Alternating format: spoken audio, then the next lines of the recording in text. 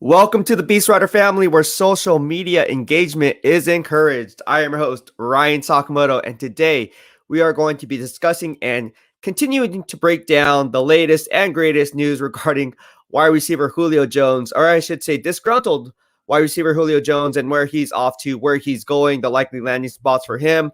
I'm also go ahead and I'm going to talk about some of the injuries that the 49ers have been hit with the injury bug. If you guys haven't heard by now, Jeff Wilson is now locked up and out for the next 4 to 6 months with a torn meniscus injury. I'm going to go ahead and break it down in detail. I mean, this is why you guys follow me. We could talk about injuries all we want, but being in the fitness game, I can really break it down brick by brick, week by week, month by month, exactly how big of a deal or not big of a deal Jeff Wilson injury really is. And then we can go ahead and double down on those gains, talk about Nick Bosa's comeback party. I talked about this 3-4 months ago, and everyone's saying, oh, we should trade Nick Bosa for Deshaun Watson. I said, no, let's pump the brakes on that, because Nick Bosa is going to arguably be the defensive player of the year when it's all said and done. I still believe that. I think he's going to put up 15 plus sacks this year. Call me crazy, but Nick Bosa is a man on a mission. And again, he's a generational talent. You don't trade generational talents because, again, edge rushers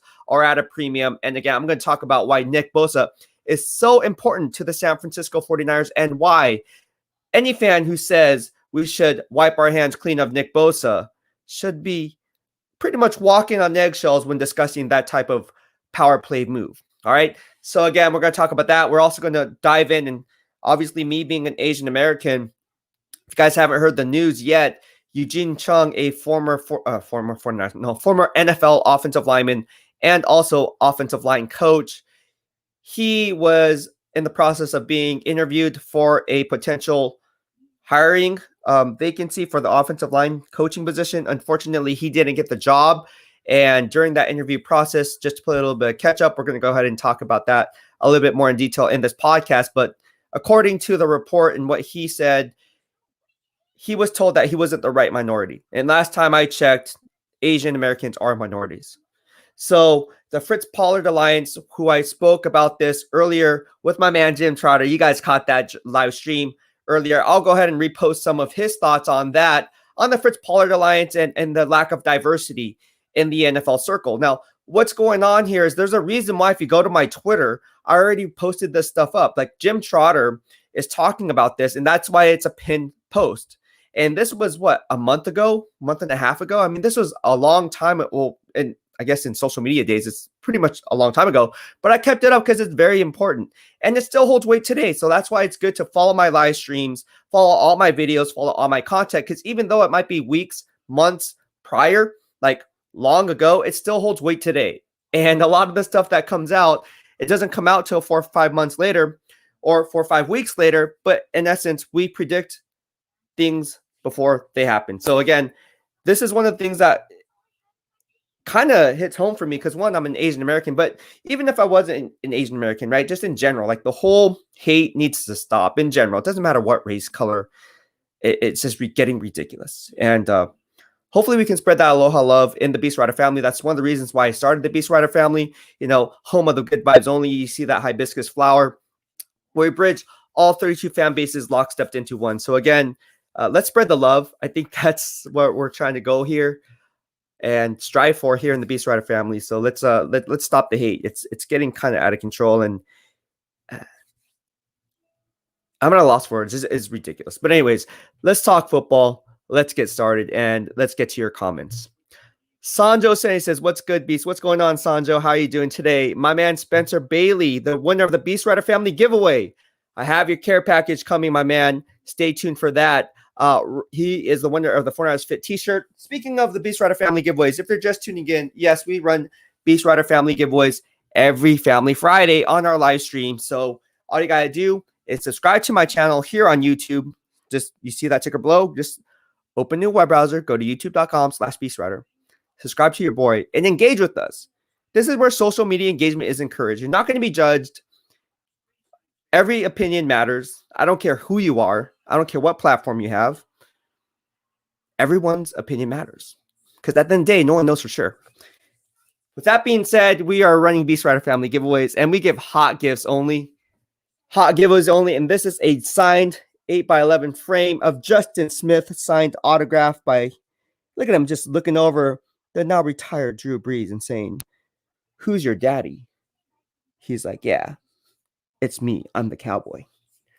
So you guys remember that game where he was, I believe on this play, he was double teamed, but gosh, who misses Justin Smith? I do. One of the most underrated players in 49ers history. One of the most underrated players in 49ers history. Aldon Smith wouldn't have the sack numbers that he had if it wasn't for Justin Smith being the two-gap player that he was, screaming off the edge in that 3-4 defensive end base. Rachi says, "What's up, BEASTwriter fam? What's going on?" Maruna Pereira says, "Caught up with work today. We'll watch later. Hope you are doing well, Beast." My man, Maruna Pereira, another BEASTwriter Family giveaway winner. See, if you engage with me, you're going to win. If you engage with me, you're going to win. Good things will happen. All right, so let's see what else we got here, guys. Going on. Tommy Huxley, how are you? He said, what's good, big dog? What's going on? How are you, Tommy? On this happy Taco Tuesdays, we got to start hitting up some of these taco shops. I got a live stream coming up with Eat Puesto Taco. Stay tuned for that. So I'll be doing a live stream at his physical location right by the Rivermark Plaza over there in Santa Clara, right by Levi Stadium. Huge Niner fans. I'm going to be eating tacos while doing a live stream.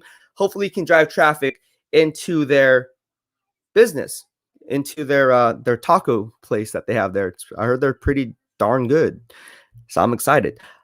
Tommy Huxley said, "What's good? I'm doing good." Don Lovato, hope you're doing well too, Tommy. Don Lovato says, "Aloha, BEASTwriter." Aloha to you, Don. Always love engaging with you on this platform. And again, I see you. So every time you guys engage with me, you guys are in it for the BEASTwriter Family giveaway. So keep engaging. Like the post, like the videos, check out the community page. Again, in between videos, I like to keep the engagement here on YouTube. So I'll be doing push notification contests. I didn't want to put that out there, but since you guys are in here, that's something I'm going to start doing. So I want to push more giveaways. So it's not just every Friday we're going to do a giveaway. So literally, if you push the notification button on your whatever device you're using, turn on the bell notifications, I guess you'd say, you will get notified and I will do a random giveaway. I'd be like, okay, so if there's like 5 people in this live stream right now, or what, there's obviously more in this live stream. I'm saying hypothetically, let's just say it's on a Sunday, slow day, when football's not in season right now. Like, so like on a Sunday right now, nothing's going on. Actually, nothing's going on from now until preseason. Anyway. Even preseason's like, blah.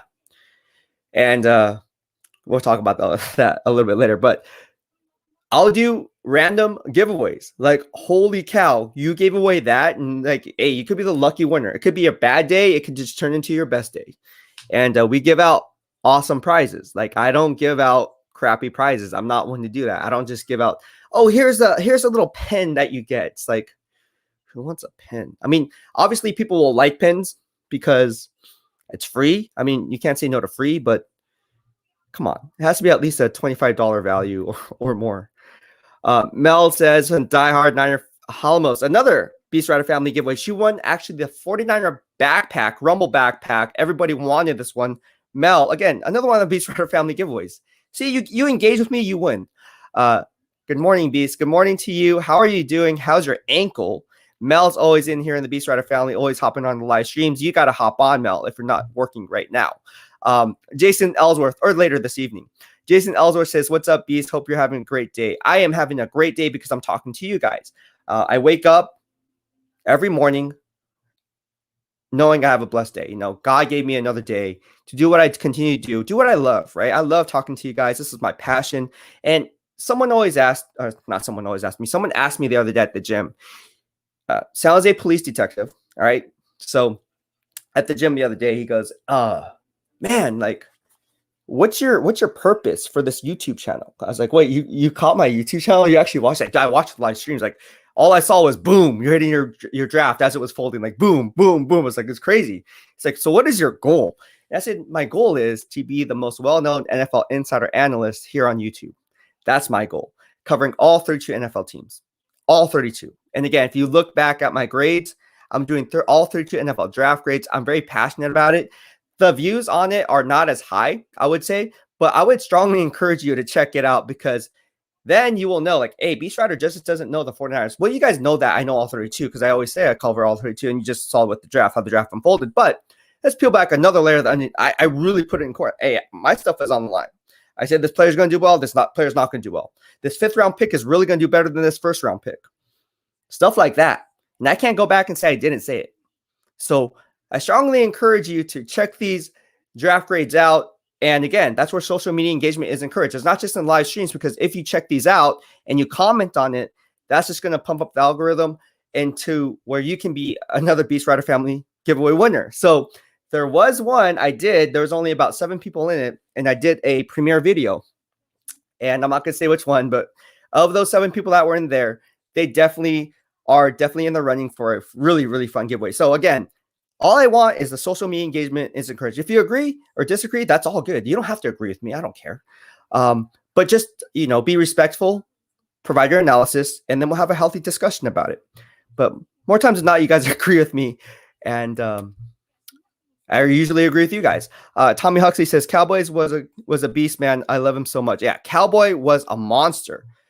He was definitely a monster, man. Definitely. We have, Spencer Bailey. He says, we'll see why the 49ers picked up 2 running backs. They probably knew about Jeff's injury prior to the draft. Maybe. Yes. Let's go ahead and talk about this, right? Let's go ahead and talk about some things we're discussing right now. But let's get to your comments first, obviously. That's a good question or a good statement, Spencer Bailey. I'm going to go ahead and break it down. And what I'm hearing inside the 49er circle. For us, Ultimate Report, my man John J says, good morning, Ryan. Keep up the great work. Thank you so much, and mahalo for the love. Dan Angadi says, how you been this crazy day one? Shaking my head. It is crazy day one. Dan Angadi, how are you doing? John Zach, my man, always up on the live stream, says, hey, Beast.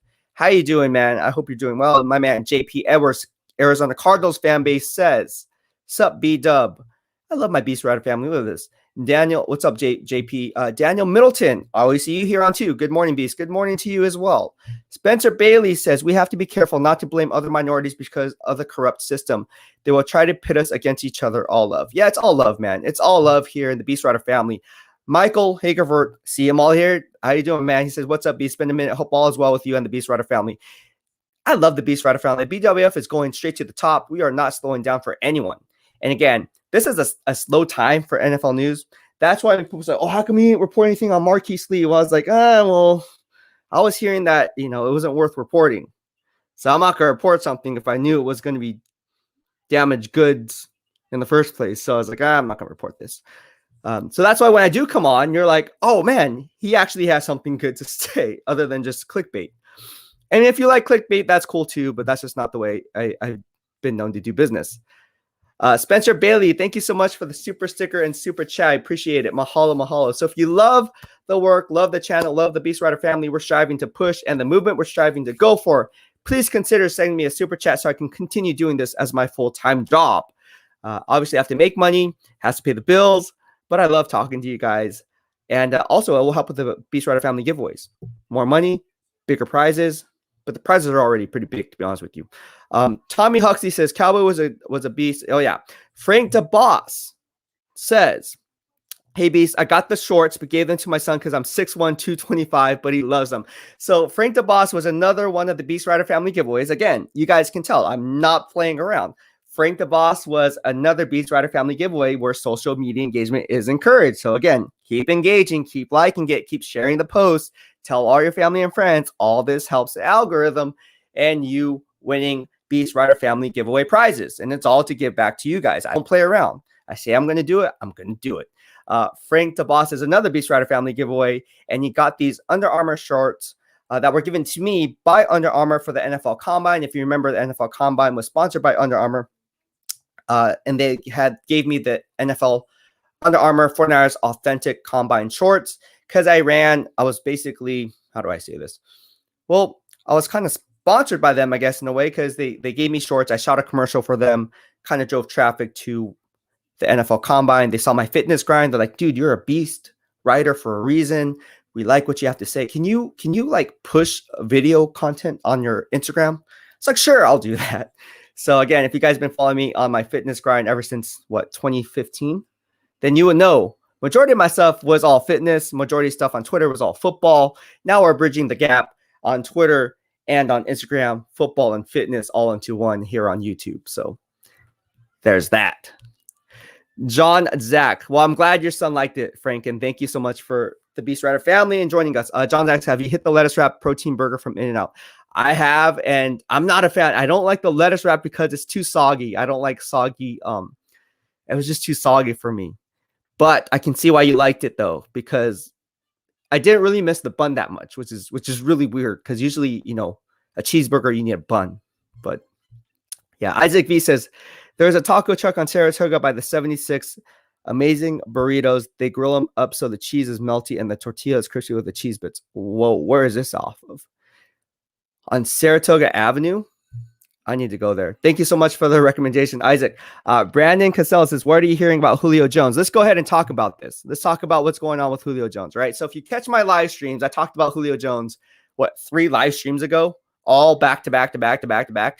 Let me just break it down for you, okay? People are asking me, is Julio Jones going to go to the San Francisco 49ers? My thing is he's not. And the reason for that is a number of different reasons. Everyone talks about that magical number, the $15.3 million cap number that he's going to have for the team that's picking him up via trade, because his 2021 cap number is $23 million. You have $7.75 million in dead money. So the difference between that is $15.3 million that the new team would have to take on. That portion of the contract and the 7.75 remaining balance would be taken up by the Atlanta Falcons, right? So that adds up to $23 million. Okay, common sense. But to take it a step further, peeling back another layer of the onion and to get to the core, how many teams will logically have the financial cap space to not only fit him in their plans this year, but the foreseeable future? When you look at it, you have guys like Fred Warner coming up for extension, and then the year after that, you have Nick Bosa, and then you also have Deebo Samuel. So there's a lot of guys who are coming up for contracts, and there's a lot of guys this year on one-year contracts. So where does Julio Jones really fit into the financials when you look at the balance sheet? It really doesn't make financial sense. From an accountant perspective, it really doesn't make financial sense. Now, is he the one player that's going to take the 49ers over the hump and ultimately win them the Super Bowl like Deion Sanders? No, he's not. He's not. Now, is he going to help that? Absolutely. But then again, why would you want to take out a guy or take on a contract like a guy like Julio Jones? Because more times than not, if you catch me on Twitter, and I said this on Instagram, reposting it, I said the Niners run 2 running back sets more than any other NFL team. Let me repeat that. The Niners run 2 running back sets more than any other NFL team. Why? Because they're derived out of the West Coast offense. And if you noticed and you looked at my Twitter, who did Bill Walsh have during the tenure? He had Roger Craig and Tom Rathman. Who did Mooch have, right? He had Garrison Hurst and Fred Beasley, right? Who does the Niners have? Well, now they have who? They have the running back by committee, which is Jeff Wilson. Well, not Jeff Wilson anymore, but okay, Raheem Mostert and Kyle Juszczyk. So they always had a fullback in play. And if you want to take it a step further, peeling back another layer that I need to get to the core, we can talk about the fullbacks that were drafted within that time frame. You look at guys like Paul Smith out of University of Texas, El Paso, right? I believe he was a 5th-round pick, if I'm not mistaken, in the 2000 NFL draft. You go a step further, I think back in 1999, there was a guy by the name of Terry Jackson, who was a special teams ace. War number 22 was drafted out of the University of Florida. Okay. Then you go back even further. There's a guy by the name of Michael Robinson, right? Who ended up being a Pro Bowl player, special teams ace, running back / fullback. So you guys can kind of see where I'm going with this. And, Fred Beasley was a beast, right? William Floyd was a beast. Ricky Waters was a beast during Mike Shanahan days. So it goes back and back and back. And when you add a guy like Julio Jones into the mix, you're now going 11 personnel.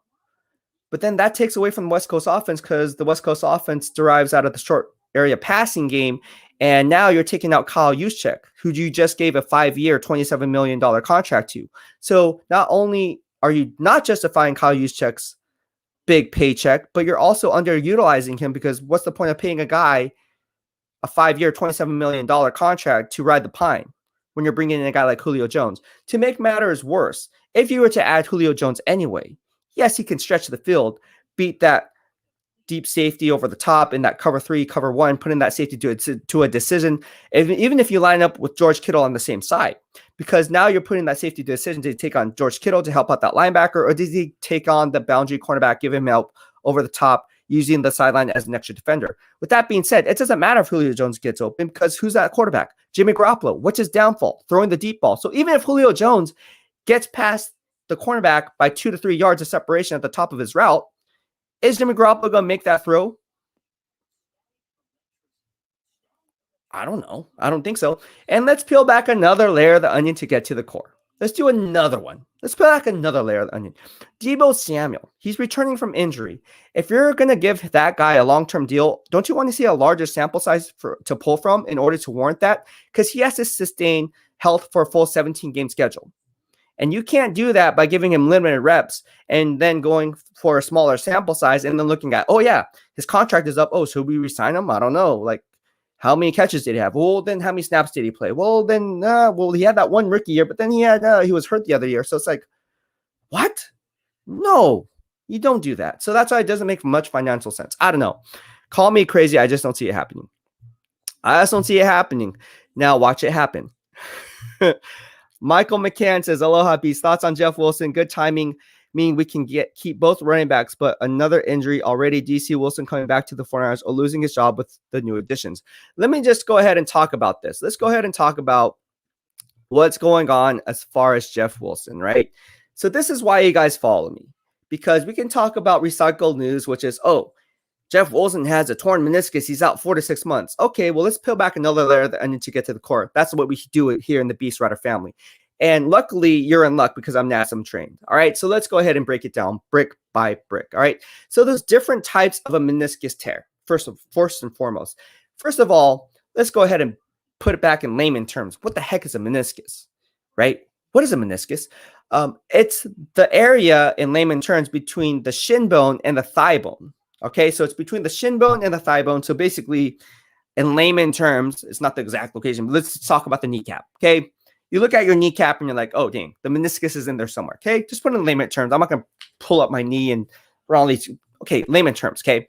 You get that. You have your shin, you have your thigh. In between there, you have the meniscus. Okay. Now, there's different types of meniscus tears. I just discussed about this. Okay. So the variation, just like a high ankle sprain, when people tweet out and say, oh, Jimmy Garoppolo has a high ankle sprain, how come he can't play, but Jeff Wilson can, or vice versa? It's like, dude, there's different severities of ankle sprains. There's like one ankle sprain is not the same as the next, and one might require surgery based on where that ankle sprain is. And if it requires surgery, then that means you have to clamp. You have to put pins in there to clamp it together, so forth. You have to make sure that it's lockstep. So there's a lot of stuff, different things. And that's why when I see like, oh my gosh, like I can't believe people are tweeting out, oh, well, this guy can play with high ankles. It's like, no, you're really not. We shouldn't go there because there's different parts of ankle sprains, just like there's different parts of the meniscus. Let's get into it. All right. So we're going to talk about the meniscus tear. All right, so let's talk about the different types of meniscus tears. There's a meniscus tear called the red zone and the meniscus tear called the white zone. So the red zone is basically the safe zone. So if it's the outer portion of the meniscus where the meniscus is torn, there's a lot of blood supply to where you don't have to require surgery for that to heal. It can heal on its own because there's enough blood supply lockstep into the blood flow to where you can be fully recovered. And all you have to do is use the RICE method, right? Rest, ice, compression, and elevation, right? Those are the 4 methods for that type of recovery when you have a meniscus tear inside the red zone, or I should say outside the red zone. But if the tear is on the inside portion of the meniscus, then it gets really, really scary. This is where it gets serious, and this is where it's bad for Jeff Wilson. Bad. This is bad for Jeff Wilson. And again, this is where no one's bringing this up because they don't know what to talk about. This is what separates us from the rest of everyone else, I think, is because, again, being NASM trained, talking about sports injuries, physical therapy, this is my background. So you have what Jeff Wilson likely suffered was a white zone tear, right? So what is a white zone tear? A white zone tear is anything that's on the inside of the meniscus. So if it's internally on the meniscus, that's bad because that means there's less blood flow to that portion of the tear, which means surgery will likely be required. And when there's less blood supply flowing into that portion of the meniscus, you're going to need resurgery. Now, let's peel back another layer of the onion to get to the core. Now that we identified that it's likely a white zone tear, how serious is this injury? Usually, torn meniscus injuries require, after surgery, post-surgery, a 4 to 6 week recovery time. Let me repeat that. Usually, a post-surgery meniscus injury requires only a 4 to 6 week recovery time. Jeff Wilson's injury is a 4 to 6 month recovery time, which means it's very serious. It's a very serious injury. And although post-surgery, there's 80 to 90% recovery of success, or success recovery, you would say, that's the instant gratification. The long-term game is that it's going to develop chronic arthritis in the affected knee more times than not. So not only is this a serious meniscus tear, which requires 4 to 6 months of recovery, but it can develop chronic arthritis in the affected knee, just like ACL injuries. Same thing with Nick Bosa, which I'm going to talk about. So you're looking at Jeff Wilson right now as damaged goods. You're looking at him as damaged goods right now. And for a 4 to 6 month recovery time for a torn meniscus, it's a serious torn meniscus tear. Again, all tears are not created equal. We just talked about the red zone versus the white zone versus recovery time versus surgery. They go hand in hand, guys. And I'm telling you right now, Jeff Wilson injury is not looking strong. I think he's right now he's damaged goods. Now, that's not to say he's not going to come back strong. I'm just saying, if I was there right now, I'd be asking, hey, I saw BEASTwriter Family's podcast on YouTube video, and he was talking about the white zone tear and the red zone tear. Are you familiar with this? And Kyle Shannon like, I don't know. You probably have to talk to medical staff. It's like, dang, darn it. BEASTwriter. Yeah, there's different types of tears. All right. I'm in the dream says, thank you from the BEASTwriter family. Say, who's a better tight end, Kittle or Kelsey? This is an easy one. I'm going to say George Kittle. George Kittle is a better all-around tight end, and it's mainly because he's a better inline blocker. Travis Kelce is more used as a wide receiver, and George Kittle is used as a wide receiver and as an inline blocker. Give me George Kittle any day of the week. Chino Lee says, from the BEASTwriter family, hey, Beast, how's it going? Media says yesterday Trey Lance was throwing high on a few of his throws to be expected earlier on. Do you think his accuracy can be corrected or be long-term issue? No, it can be corrected. I'm not going to wade too much into it. And again, you have to look at the type of throws that were made. You also have to look at the type of routes that were made. You also have to take into account that you can't really put this on the quarterback. Why? Because if you played the game, or if you understand the game of football, you know that the rapport between the quarterback and the wide receiver comes down to what? It's called the T word. It's called timing, not timeout, timing. So in order to run these quote unquote routes under the West Coast offense, these are timing routes. And again, when you throw these what's called anticipatory throws, throwing to a spot before the guy gets open, now you're looking at it with a grain of salt and saying, okay, well, the timing's a little off. This is just OTAs. It's not training camp. This is not a chronic condition moving forward where he can't make those throws. Again, I would even, to be honest with you, I if it was me, I wouldn't report that. You guys know when I followed, if you followed me for OTAs and stuff, I rarely report stuff like this because, again, you have to really know exactly what to look for in order to say, well, oh, yeah, his highs were a little off there.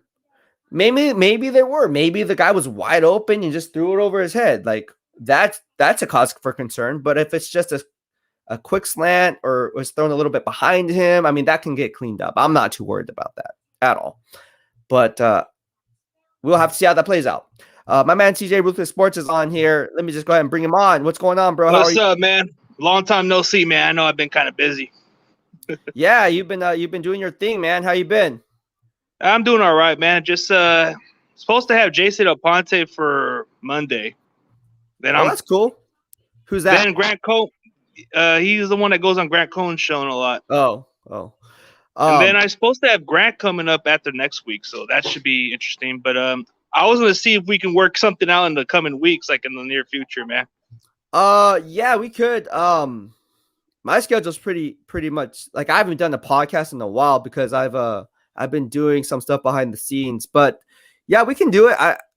No, I'm not gonna say no. No, we cannot do that, CJ. You say no. You say no. You break my heart. Like, what a douche. Like, no, I don't got time for you, bro. I'm such a busy guy. I know, man. No, I'm down to we go. We all got whenever. lives, bro. We all got lives. But hey, I know it's good to see you post your stuff, and it's not like I've been doing my work, 48 hours a week sometimes, but it's been grinding, getting in the way of stuff. Well, it's crazy. Personal training for me is really kicking up right now. So personal training for me is my thing right now in the off season. Obviously, I'm keeping up with the BEASTwriter family and doing this. So I want to do that, juggling that, and then obviously Bay Rooted, and then also on top of that, I'm trying to launch the BEASTwriter family clothing line. So I'm working with a lot of vendors, and then got some graphic stuff coming through. So there's a lot of stuff behind, like I said, behind the scenes that I'm working on. But let's see, what's today? Today's Tuesday. I mean, we could do it tomorrow. Yeah. We can even do it today. I don't care. I mean, what's your schedule like?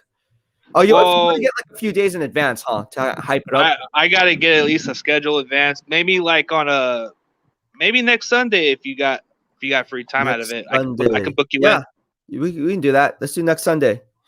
All right, so I'll just book you in for the following Sunday, and then I think yeah, I'll pencil you in, man. It's just that I've been kind of working with it. And Grant Cohen says after next week he should be available. Maybe he'll be okay with the Monday schedule, but I want to book you in first. Okay, yeah. I'm down to hop on, dude. You're doing good things, man. I like how you're collabing with people, and you're passionate about what you do. I mean, no one can deny that. So keep up the strong work. Yeah. And with that, it's going to come haters, but screw the haters. I don't care. Haters. Yeah, I'm the villain up in here, man. They love to hate me. Like Teal would say, they love to hate me. They do, huh? They hate, huh? Man, let them hate, man. Whatever, dude. It's like whatever. Yeah, dude. Like, if they took time to go onto your channel, then that means you're doing something right. Well, the John Chapman stream got me over 1,000 views out of that, so it was good. Who's John Chapman? I have no idea who these people are. Who's John Chapman? He's a Gold Rush. What is it? Gold Rush podcast. He does his own thing. He's got a good amount of. He's got a good channel. I don't know if you checked him out, but he does good analyst and film work. I'm just so focused on like tunnel vision, like I don't worry about other people. But he's got a good amount of followers, bro. He's got a good amount of followers. You haven't checked out John Chapman? Oh my God! If you're a Niner YouTuber, you have not know who he is. Oh. I have no idea who this guy is. Yeah, he's good. You should check him out. All right, is he a beat writer?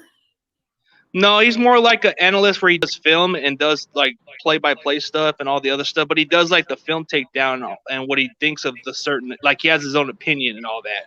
Oh, I'll check him out. Yeah, I never heard of him. I never seen him at Levi's, so I was like, that's why these people. No, he's just like I never seen these people. No, he's a YouTuber, but he's got some good film breakdowns. Okay. Yeah, I'll check him out, dude. I mean, if you say he's good, I'll check him out. Yeah, I mean, everybody knows you because you're close to the organization. And you're that pokey guy. You're that pokey guy. Dude, no. It just takes time to build it up, dude. It's like people are gonna tell you what, man. We talk about haters. I told you I had death threats, bro, on Facebook. Oh, on Facebook, man. No, I'm serious. You know the racist stuff that we're getting right now with the whole. I mean, it's coming out now. This has been going on since 2013 with me. And I liked the tweets. And I can refer back and I can retweet stuff. And because I liked it, they're saved. And people are saying all kinds of stuff. Oh, you'll never amount to anything. You're Asian. How many Asians play in the NFL? That means you won't be a good stuff. Like really, really that's racist stuff. Right there. That is racist. I mean, it's stuff, but like they would make memes of me, like literally post memes and then take my picture and then make memes of me and then have like taglines on it. I'm being serious. It's all on my Twitter. I can't, dude, you got some haters, but the haters are nothing compared to Grant Cohen, bro. Grant Cohen gets a lot of haters. Oh, does he? Oh, yeah. He does. Well, I'm sure like all of us get hate, like no matter how big or how small, all of us get hate. And it's just like, whatever, dude. But who wants to mess with you? You're a bulky guy, man. You can come up and squash the shit out of him. Let me tell you something. Everybody wants to mess with somebody who's on the computer screen because they're hiding behind a computer screen. But no, I'm not saying even if I saw him in person, let's no, I'm not like that. I'm never gonna do that. That's not in me. I just friendly. You just want to do your business. That's all it is, bro. Like we all come here to collaborate. Yeah, we don't come here to start personal shit. Yeah, it's all grind. It's all grind. But let's do it, man. So follow my man CJ Ruthless Sports. You're doing big things. And I'm excited, man. I'm excited to hop on your show because I know you've been asking me for a minute. And we got to get you on BEASTwriter. There's one guy I want to get you on as BEASTwriter. So I'm down, dude. I'm down to do it. So yeah, Sunday. Let's shoot for Sunday. Let's do that. Yeah, man. Because like every now and then when I see you stream, I always catch you a little late because either I'm at my job and I always have to stay at a little focus. But since there's nothing much going on right now, I can just chit chat for a little bit. But yeah, dude. I've been pushing for you, but then you'd be like saying I'm a little busy. I understand. We all got our stuff going on. Everything kind of. You got stuff behind the scenes. You're close to the 49ers. You know what goes on. A lot of stuff. I'm pretty sure you're close with Matt Miyoko. He'll give you the info. Matt Barrow, they'll give you the info, bro. You know your stuff. Yeah, I mean, or I'll just get it myself. But there's a lot of there's a lot of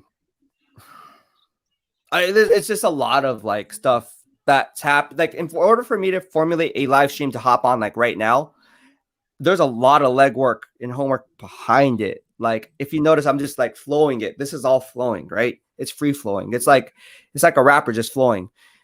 You really have to know exactly how you're going to attack the live stream, but then also back it up with factual information that you're hearing from, or information that you're hearing from. Maybe not be factual yet, but there's stuff that's going to happen. And it's a lot of behind the scenes work. So in order just to I would like to do a live stream every single day to keep the flow of the traffic going. But that's one of the things I think that keeps this live stream so hot is the simple fact, like when I do come on, it's like, oh, dang, okay, he's on. Like the first thing I initially, like, oh, what does he have to say about today? Like, okay, so it's about Julio Jones. What is he hearing about Julio Jones? But yeah, I should definitely post more often. Obviously, like I'm posting more fitness workout videos in between. I'm going to start doing that. So that's another thing that I didn't tell you about. So I have a videographer that's doing all this freaking, I don't know the freaking thing, some videos because people want some workout videos. So I'm going to be pushing that. So stay tuned for that as well. But yeah, you know what? I was thinking maybe I could just put you and Peachy into the stream for Sunday. I don't know if you want to do that. Maybe I think she's more than down to talk with you. Who's Peachy? From the Nitty Gritty. She does Niner content. Oh, okay. I have no idea. Yeah, I feel like a douche, man. I don't know who these people are. I'm sorry. If you're watching, I apologize. Yeah, let's do it. I'm down to go with Peachy. Yeah. Get two people in one. That's even better. And then in the coming near future, it'll just be me and you 1-on-1. But I just want to keep the flow going, man. I don't want to stop the flow. Because I had Last Second Sports and Jackhammer, which I don't think you don't know about. But hey, they've been helping my audience here and there. So I think maybe just the both of you could interact. I mean, Peachy's a good person. She knows her stuff. She's on the Nitty Gritty with Wayne Breezy. So I think she would be more than interested to talk to you. I have no idea who these. Like, how come I don't know these people? I feel like I should know because you're not too much into it. I had to teach you how to do the community tab. I had to teach you that. You did. I had no idea how to do that stuff, dude. But yeah, you see how I'm tired? Like in order for me to just live stream today, there's a lot of homework. And again, I'm dealing with a lot of people on the East Coast, so I'm on their time. So yeah, dude, I had to practice, and they got to come out. Hey, I got this stuff. Oh, a lot of stuff goes on. So it's just like you can just tell by my eyes I look exhausted. You look exhausted and tired. Get some sleep, bro. You're just come on, man. You're the BEASTwriter, man. The BEASTwriter needs to have that energy, needs to be fully energized, man. Because if you want, we like your news, we like your content, we know what you're talking about, but man, get some sleep, BEASTwriter. I know. I'll do my best. But let's circle back around. I'm happy to hop on your live stream on Sunday. Follow my man CJ Ruthless Sports, and CJ, I'll talk to you soon, my man. All right, bro. Peace. All right, buddy. Take it easy. Confirm it. All right, buddy. All right, that was CJ Ruthless Sports, and we have Don Lovato said, I remember when the 49ers had Craig and Rathman. You're right, Beast. Yeah, West Coast offense. We have my man John Jay on the line. John Jay, how you doing? What's up, man? How are you doing? I'm tired as hell. How are you doing? Just working, just doing what CG Ruthless is talking about, and like there's a difference between like what you do versus content creators, and I'm a content creator first. So basically, like as CG Ruthless was talking about, when you're doing YouTube, you're growing a brand, and there are 3 ways to, get great followers and grow your channel. One is live stream, which is what you're doing right now, because you get to engage with the people who like you. And I'm a huge fan of yours, and so I always promote your channel because what you say is not like a content creator. You do your analysis, you do your hard work, you're talking to other, NFL people. So, you're different than a content creator. You are in the NFL public eye. Yeah. The second thing, to do to grow a channel is what you're doing, giveaways. And giveaways really help grow channels because people want to engage, they want to do all that stuff. And the third thing is hard work, just like in anything in life. And since January 1st, since I started this channel, I've had 683 subscribers. And that's not because I'm cheating the YouTube. No, I'm following their policy, their rules to grow a channel. And it's about creating a community. And most YouTubers, they have their own opinions, just like all these people CG Ruthless is talking about. They're content creators. So if you want to do what you're doing, it's a hard work. But if you just want to be a content creator like me, I present the information, the facts, and I let the people comment and say what they want. So that's why, for me doing what I'm doing, I do what you do. I want to be like you and grow this channel to give credibility. And yeah, it's always good to collaborate with all these smaller YouTubers. But at the end of the day, what is different between, you and everybody else, even myself, is that you're in the NFL media, this stuff, this is your job. So that's the difference. So hopefully you continue growing because, we need voices like you to get some credibility. And then the NFL media is changing to what you're doing, what Grant's doing, what these people are doing, because people listen to you versus what's going on the mainstream news channels and sports in general. So thank you very much for doing what you're doing and keep up the hard work. Thank you, man. I appreciate it. Yeah, a lot of hard work. And I like to think of myself as a content creator. I just do it a little bit differently. Like I don't just, not to say anyone does this, but the way I do it is I only hop on a live stream if there's something worthy to talk about. Like people are saying, how come you hop on a live stream with Marquise? Well, the information I got was he wasn't going to be there for long anyways. So I didn't even bother there's no video, there's nothing. So that's why when I do hop on, people are like, oh, this guy actually has some good stuff to say, or it's actually worth tuning in at the very least, clicking on it. So, yeah, it's just a lot of information, man. Again, I cover all 32 NFL teams, not just the Niners. So, I'm tired right now, but it was all worth it. It's all worth it, man. We can talk about anything right now. Yeah. But yeah. So, what's going on with you, man? What's new with you? What do you want to talk about today, as regards to football? I want to talk about, the most I want to talk about is the Jeff Wilson Jr. It was a very shocking news, what happened, yesterday. And it was a huge blow to 49er fans like myself. It's like, well, when did this happen? How did it happen? Did the Niners think, it wasn't as serious as they thought? So in my opinion, piggybacking from you, a meniscus, there are different types of meniscus, tears, etc., just like high ankle sprains versus regular ankle sprains. And it's a reality of football. That's why if you speak to people in the NFL media, those who actually, know this stuff, is that football players have a very short lifespan, 3.5 years, which, sucks if you're a football player, someone who wants to be a professional football player. It's just the horrible truth about the NFL. So, when players get injured, it's not fun. And that's the reason why people piggyback of Garoppolo, the great example. He's a great quarterback when he's on the field, but when he's hurt, what is the reason why he's been hurt, etc. Right. So when it comes to Jeff Wilson Jr., I like Jeff Wilson Jr. I think he could be a really good running back. But, even last year, he was dealing with injuries. Now this is coming out. So the question is, are the Niners still in that mindset that John Lynch said, I would rather take a player like Nick Bosa, who's a really outstanding good player, which I never liked the pick when he was drafted because of the injury history.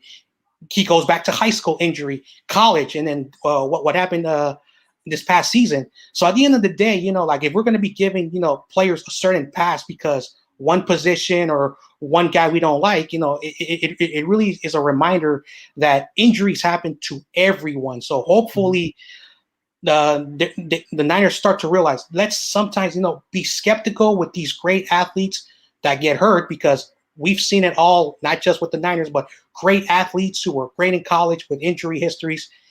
So that's just my take about the Jeff Wilson Jr. So hopefully that running back room, has enough guys, because one thing that I've learned over the years is that Kyle Shanahan goes through running backs like tissue paper. Mm-hmm. It's not fun. And you said it many times, like, your Twitter receipts.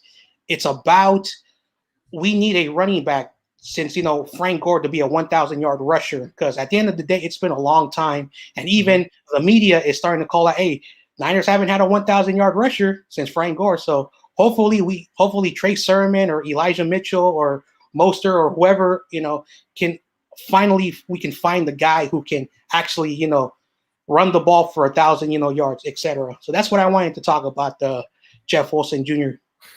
Yeah, I mean, that's pretty much,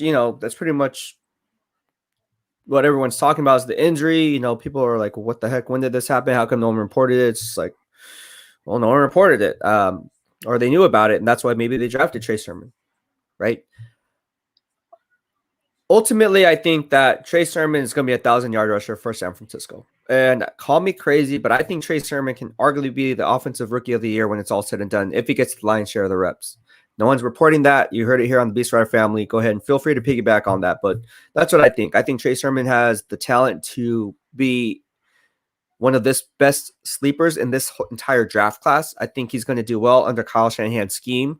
I think if you're going to talk about Ohio State products who have panned out well in the Kyle Shanahan era, you look at Nick Bosa. He still has panned out. People are not bullish on Nick Bosa because of what happened last year. But when Nick Bosa is healthy, he's a beast on the field. Now, the big question is if he stays healthy. But he was the defensive rookie of the year. Don't be surprised if the Ohio State Buckeyes get another offensive rookie player of the year in Trey Sermon coming from the San Francisco 49ers in 2 out of the 3 years that they drafted Ohio State products. So, again, with that being said, I'm not shook. I mean, Jeff Wilson Jr. to me is not a huge blow because they have Trey Sermon. That's not a knock on Jeff Wilson. I think he's a really good back. Is he a RB1? I don't think he's a RB1. I think he's a strong RB2, change of pace, if anything. But the guy in the future is Trey Sermon. Hands down in that offense, Trey Sermon. He's going to do wonders. He's going to have 1,000 yards. If he's a lion's share back, he's going to have 1,000 yards, scrimmage yards this year. Now, whether it's a 600, 400 split, 500, 500 split, whether it's 400, 600 split the other way, it really doesn't matter. But he's going to get 1,000 yards whichever way you cut it. And Trey Sermon, to me, is going to be one of those guys that people are going to look back and say, like, damn, maybe we should have looked at Trey Sermon. And I'm not shook. I'm not scared. I honestly, I don't think Jeff Wilson's injury is as big a problem as people make it out to be, because throughout the whole course of Kyle Shanahan's tenure here, it has been a running back by committee approach. But now he doesn't have to do that because he has Trey Sermon. And now, yeah, you may need a change of a pace here and there to kind of spell Trey Sermon, but Trey Sermon is going to be the answer. I'm hearing out of San Francisco, they really like Trey Sermon. There's a reason why they liked him even more so than Michael Carter out of North Carolina, who I thought was a better fit. After talking to people internally, Trey Sermon's going to be the guy. Trey Sermon's going to be the guy. And I'm sticking to it, just like I stuck with Trey Lance when people said it was Mac Jones, and I'm not wavering from it. So Trey Sermon's going to be a beast. Beast approved. But yeah, thank you so much for tuning in, John Jay, and always fun hearing from you on the live stream, bro, and keep up the strong work. Yeah, and before I go, I just want to say I saw your latest workout video. Man, I'm jealous. I wish I can do that, but you could. Anybody, no, it just takes two. What you see on social media takes years of practice, like years. Like I'm talking, like years, and not just years. Like people typically work out 4 or 5 days a week, and that to a lot of people, that's more than good. Some people, the average person only works out 1 to 2 times a week on average here in the United States. That's it. I work out, and that's for 30 minutes a day. Okay, so that's only an hour per week. One of my workouts, okay, equates to 4 to 6 hours. That's one workout. You multiply that by 7 days a week with one off day every other week. So I'm doing, you do the math, I'm doing more than what, in 1 week, than what people do in probably, 5-6 months. Or 4 or 5 months, whatever, however you want to split the math. So that's why I say it's like, you know, it just, yes, it's cool to see it. And I'm very, you know, people call me inspirational and, you know, you're inspiration, whatever the case may be, yada, yada, yada. Cool story. But you can get there. That's what I'm trying to get at. It just takes practice. And again, like, you can do it, dude. Like, I'll be posting more workout videos for all of you guys because everyone's saying, how do I do this? How do I get this? How do I get abs? What can I do to lose fat?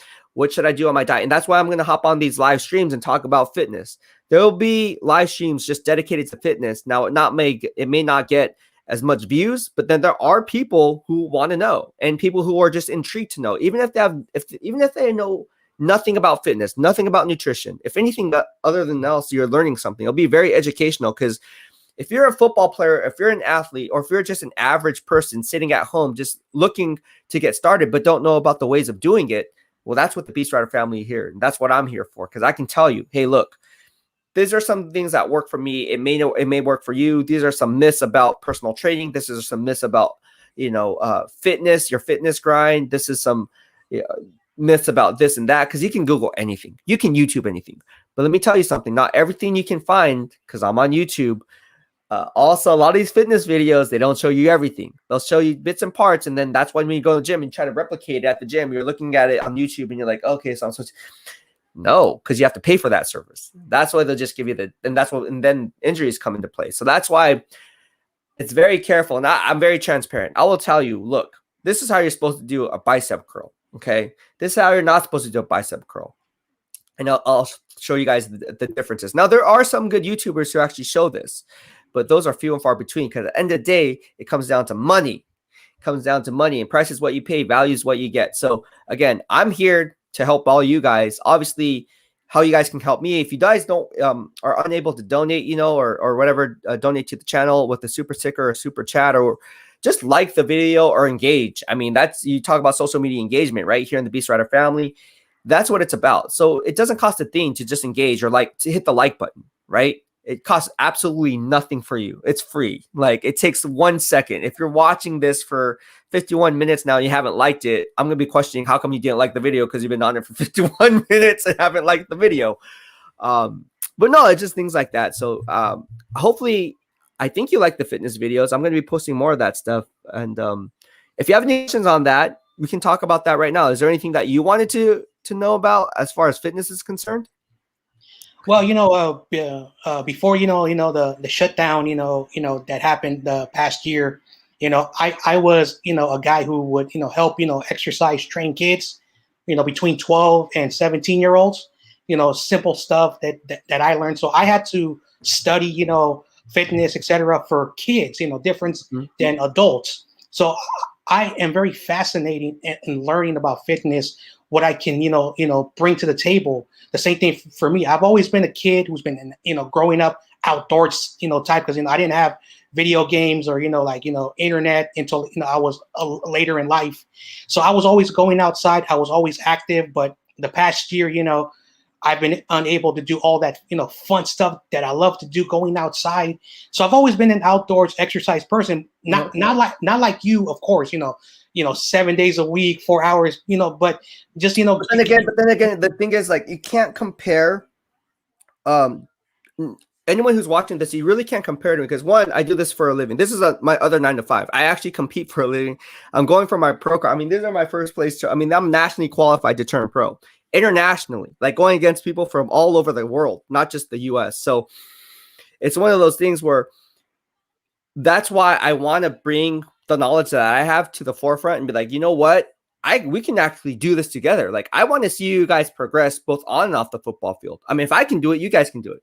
Yeah, covering football stuff is fun. Making predictions is cool. Like, wow, that's really cool. I mean, how many people can do that? Let's take it a step further. Let's talk about your journey, your fitness journey. Let's try to improve you, John Jay. Like, hey, John Jay, okay, you want to gain muscle and lose fat. Okay, how do we go about doing that? And then we can talk about that. So we can talk about your nutrition. We can talk about your family. Maybe you have a family history of like diabetes that runs in your family. So we're gonna have to tailor your diet that way. You have to be mindful of what foods to eat, time sensitive it out based on your lifestyle. So there's a lot of different things we can go about doing that before even stepping foot inside of a gym. And once we get to that point, then we can kind of break it down, because now you're looking at it from a nutritional standpoint to where now you're bridging the gap between fitness and nutrition. And then you can say, well, hey, look, BEASTwriter told me this. And then you see what other players are eating, like, wait, why are they eating that? And then you're going to wonder, like, oh, it makes sense, or it doesn't make sense. Because a lot of times on Twitter, people are saying, oh, well, Jimmy Garoppolo looks fat. Like, yeah, no crap, he looks fat. Like, he's fat. Like, he's out of shape. I shouldn't say fat. Fat's not the right word, but it's not incorrect to say he has a lot of body fat percentage on him, a higher body fat percentage. That's not wrong to say, because I can see straight on his gut that he's not as lean. He doesn't have the lean physique that he did. Now, it is the off season. I'm sure he was going through some stress. You guys all heard this. Did you hear the story about what Jimmy Garoppolo said when the Niners drafted Trey Lance, that he had to go through some kind of he had to soak it all in? Did you see that on NFL.com? Did you read that report yet? So basically he said, I got to pull that up because I don't want it. So basically he won. It was an article on NFL.com, and Jimmy Garoppolo said, I guess he had to process what was being, he took time to process the 49ers trading for Trey Lance. So he had to take time to process it. Remember, I talked about this on earlier live streams. I said, don't be surprised if Jimmy Garoppolo comes in out of shape, because he could be depressed. He could do a lot of stress eating. Remember we talked about stress eating. Remember we talked about this? Yes. All right. So now we're seeing this whole thing come into play. Now, I'm not saying he was depressed. I'm not saying he had anxiety. I'm not saying he was stress eating. But if he had to take time to process what was going on, and then he comes in like that, if I was a coach, I'd look at it and be like, you know what, man, this thing is really weighing on Jimmy Garoppolo. It probably took 5 years off his life. I mean, the guy, think about it. I mean, let's say you built up this YouTube channel, right? You have, how many subscribers do you have? 683 subscribers. Okay, let's just round up. Let's say you have 700 subscribers. Okay, and all of a sudden, YouTube says, you know what, John Jay, everybody who has less than 1,000 subscribers will be wiped out. You won't have a YouTube account. Sorry, you just won't have it. How would you feel? Because you built it up to 700 subscribers, and all of a sudden YouTube is saying, oh no, you know what? You didn't hit the threshold, so we're not going to keep you. Even though you're so close, you're only a few hundred off, right? So you're about 30%. It's 30% off. Yep. Think of it. How mad would you? How depressed would you be? Would you be depressed? I would be depressed. I can't speak for you, but I would be depressed. I would be upset because I've put in all this hard work into it, and I do a lot of stress eating myself. No one knows about that, but if I'm depressed, I do a lot of stress eating. I eat a lot of food. I can eat a lot. Even my cousin, she says it's kind of disgusting how much you eat. Just on a regular day, I eat a lot. When I go to a buffet, they probably lose money off of me. That's how much I eat, and I'm not joking. I will be at the. I'm being serious. You go with me to a buffet, go with me to Korean barbecue or something. I will eat.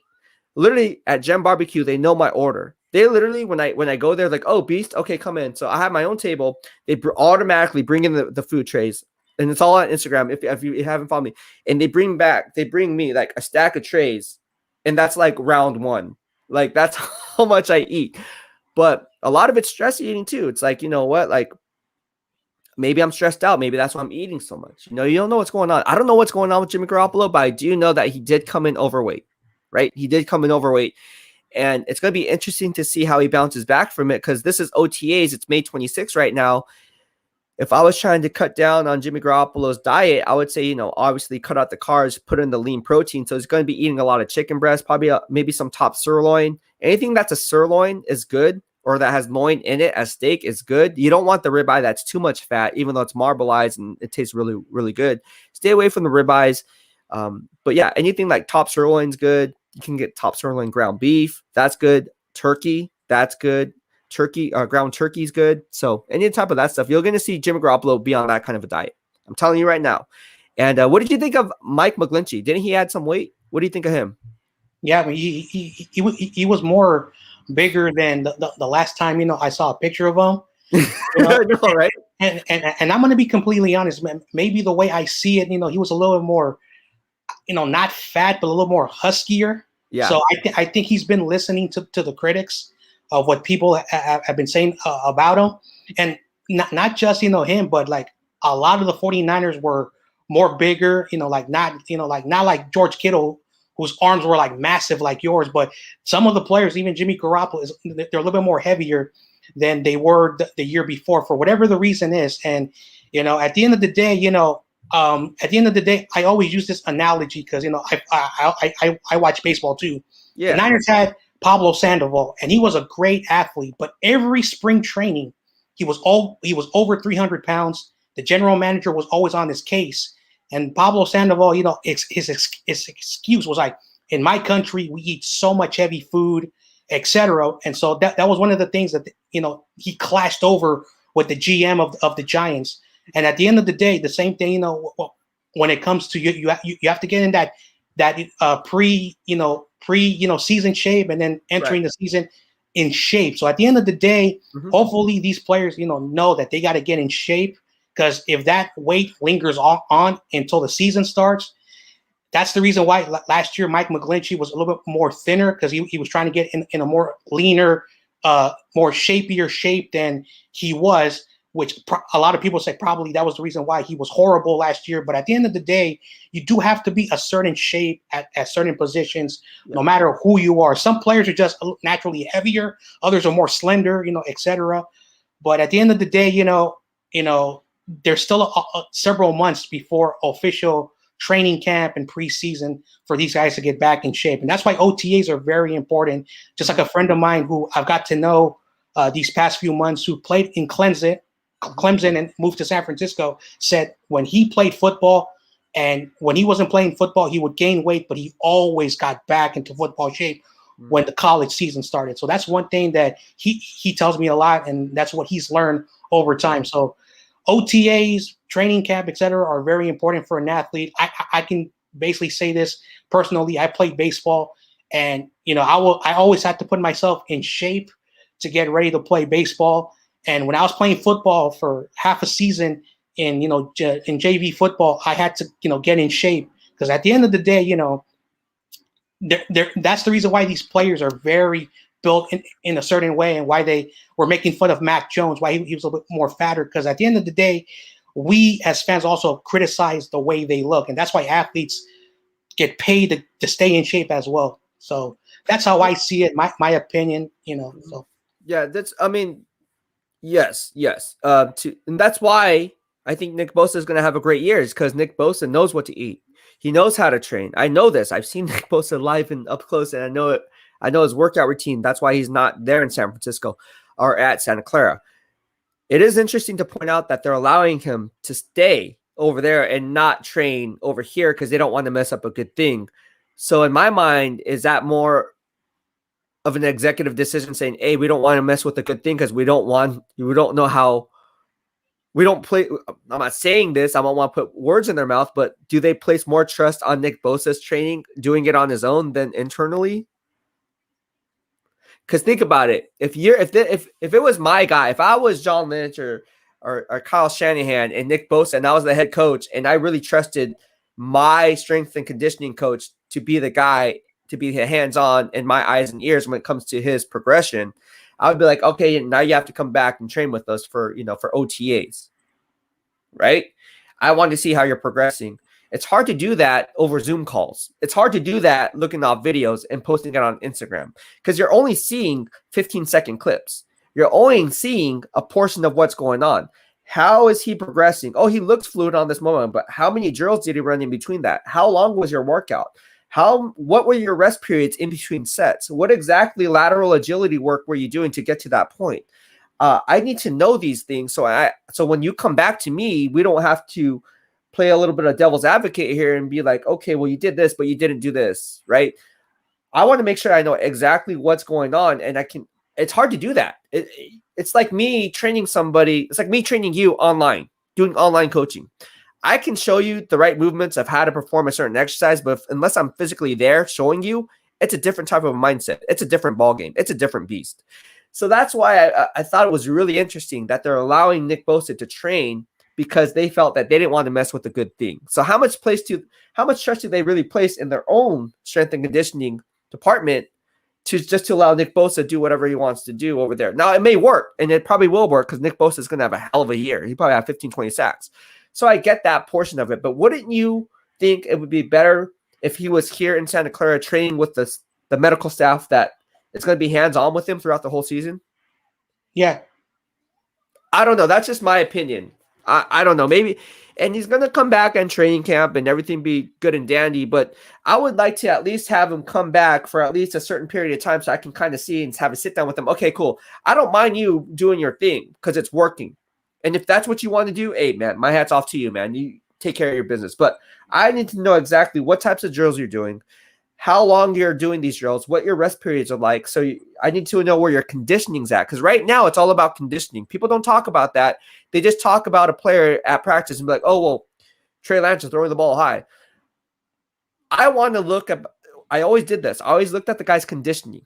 That's the first part of it. And maybe it's because I see things from a different lens, but that's the first thing I look at. Is this guy gassed? Has he been in shape throughout the whole progress? Because you just talked about a former player, played at Clemson, 49er, former 49er player who kind of slacked off in the offseason, ate whatever he wanted, but always turned it on when OTAs came about, right?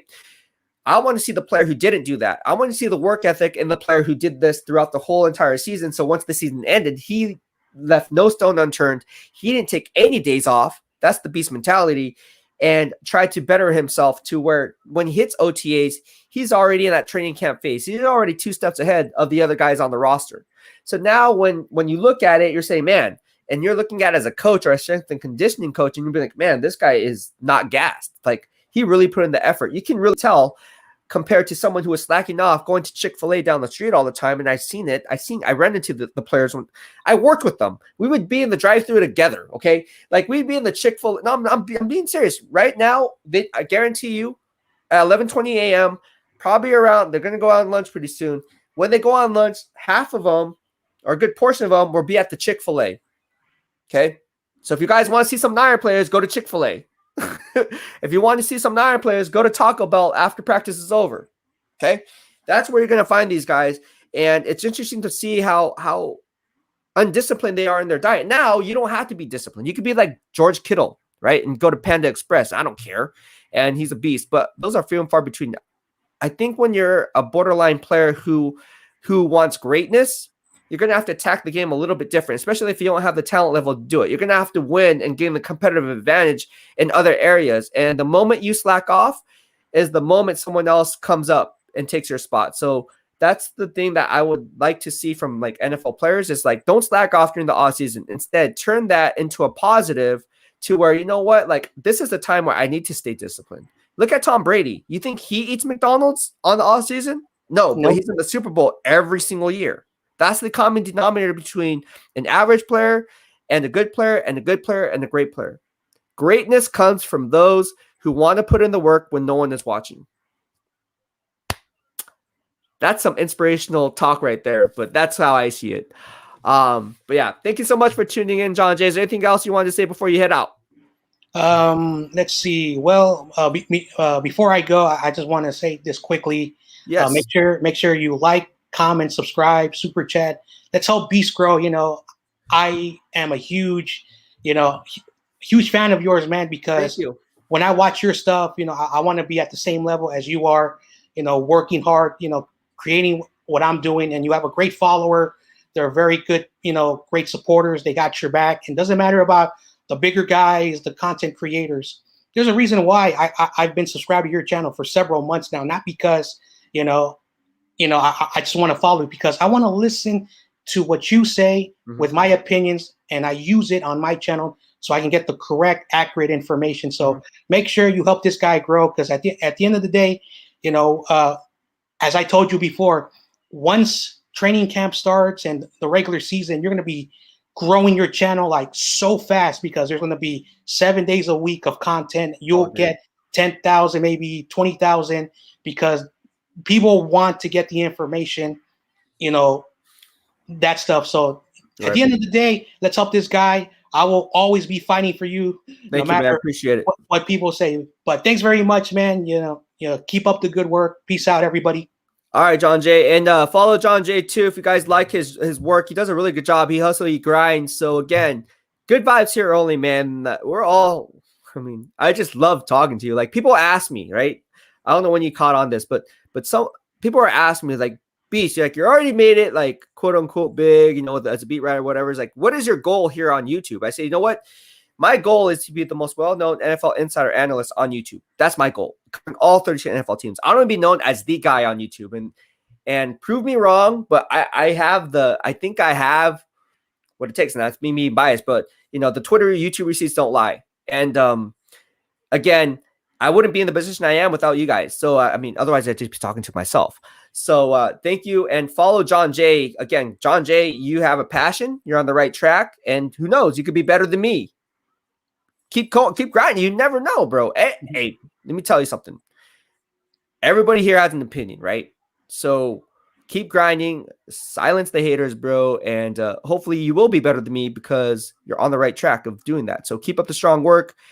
And all it takes is, again, I keep telling you, man, make spot on predictions and analysis because people want to know the future before it happens. So again, yeah, I see you, man. Just keep doing it. Just keep doing it. Just keep doing it. Just keep doing it. Just keep doing it. All right, man. All right, man. You have a good rest of the day. Peace out, everybody. All right, buddy. Take it easy. All right, that's John Jay. Here we go. We have Jets Gang says, what about foods for energy? All right, so you guys wanted some fitness, nutrition facts. Okay, foods for energy. Obviously, you guys need to know where the source of energy is coming from. A lot of it is coming from your macronutrients, right? So there's 3 parts of your macronutrients that make up basically food, okay? The 3 parts of macronutrients is your proteins, carbs, and fats, all right? So those are broken down by the nutritional label in grams, all right? So you need to even break that down further. So if you talk about foods as source of energy, you want to look at carbs because carbs is going to give you that source of energy, right? Fats doesn't do it, but carbs give you a good source of energy. And you want to look at good carbs, right? So there's a difference between simple carbs and complex carbs. If you're taking a pre-workout, you need something that's high on the glycemic index, right? So I would eat Rice Krispie treats with almond butter because almond butter is a good fat. One, it's not peanut, but has less fat than peanut butter. And it has less saturated fat, right? So you break it down. I put almond butter. I dip my Rice Krispie treat in almond butter. You guys see me do it plenty of times as my pre-workout. I pop 2 of those in, go hit my workout, and I am good to go. Now, because it's high in the glycemic index, it's going to be fast metabolizing. So once it hits into your bloodstream and you're hitting your workout, you're going to be what's called glycogen depleted. It's a storage form of carbohydrate, and you're going to need to refuel that energy. So that's why I pop in another Rice Krispie treat in between my sets. Now, if you're going for a duration of a longer workout, you may want to put in some old-fashioned oatmeal and sprinkle in some brown sugar. All right. So few and far between, you can take that. I would stay away from the protein bars. I don't like those protein bars. I'm just putting it out there. I don't like any of the protein bars that are out there. In fact, I think they're misleading. I think protein bars are misleading. Call me crazy, but I think they're misleading because when you look at the nutritional label, it's not good macros. It's horrible. And then people wonder why they stay big or can't get the gains. Well, look at the macros on it. So I'll do some breakdown on some of these protein bars, some of the most well-known ones, and why they're not good. We have my man Will in the house. Will, you are back, bro. How are you? Doing good, man. What's going on? Good. What is your take on Jeff Wilson's injury?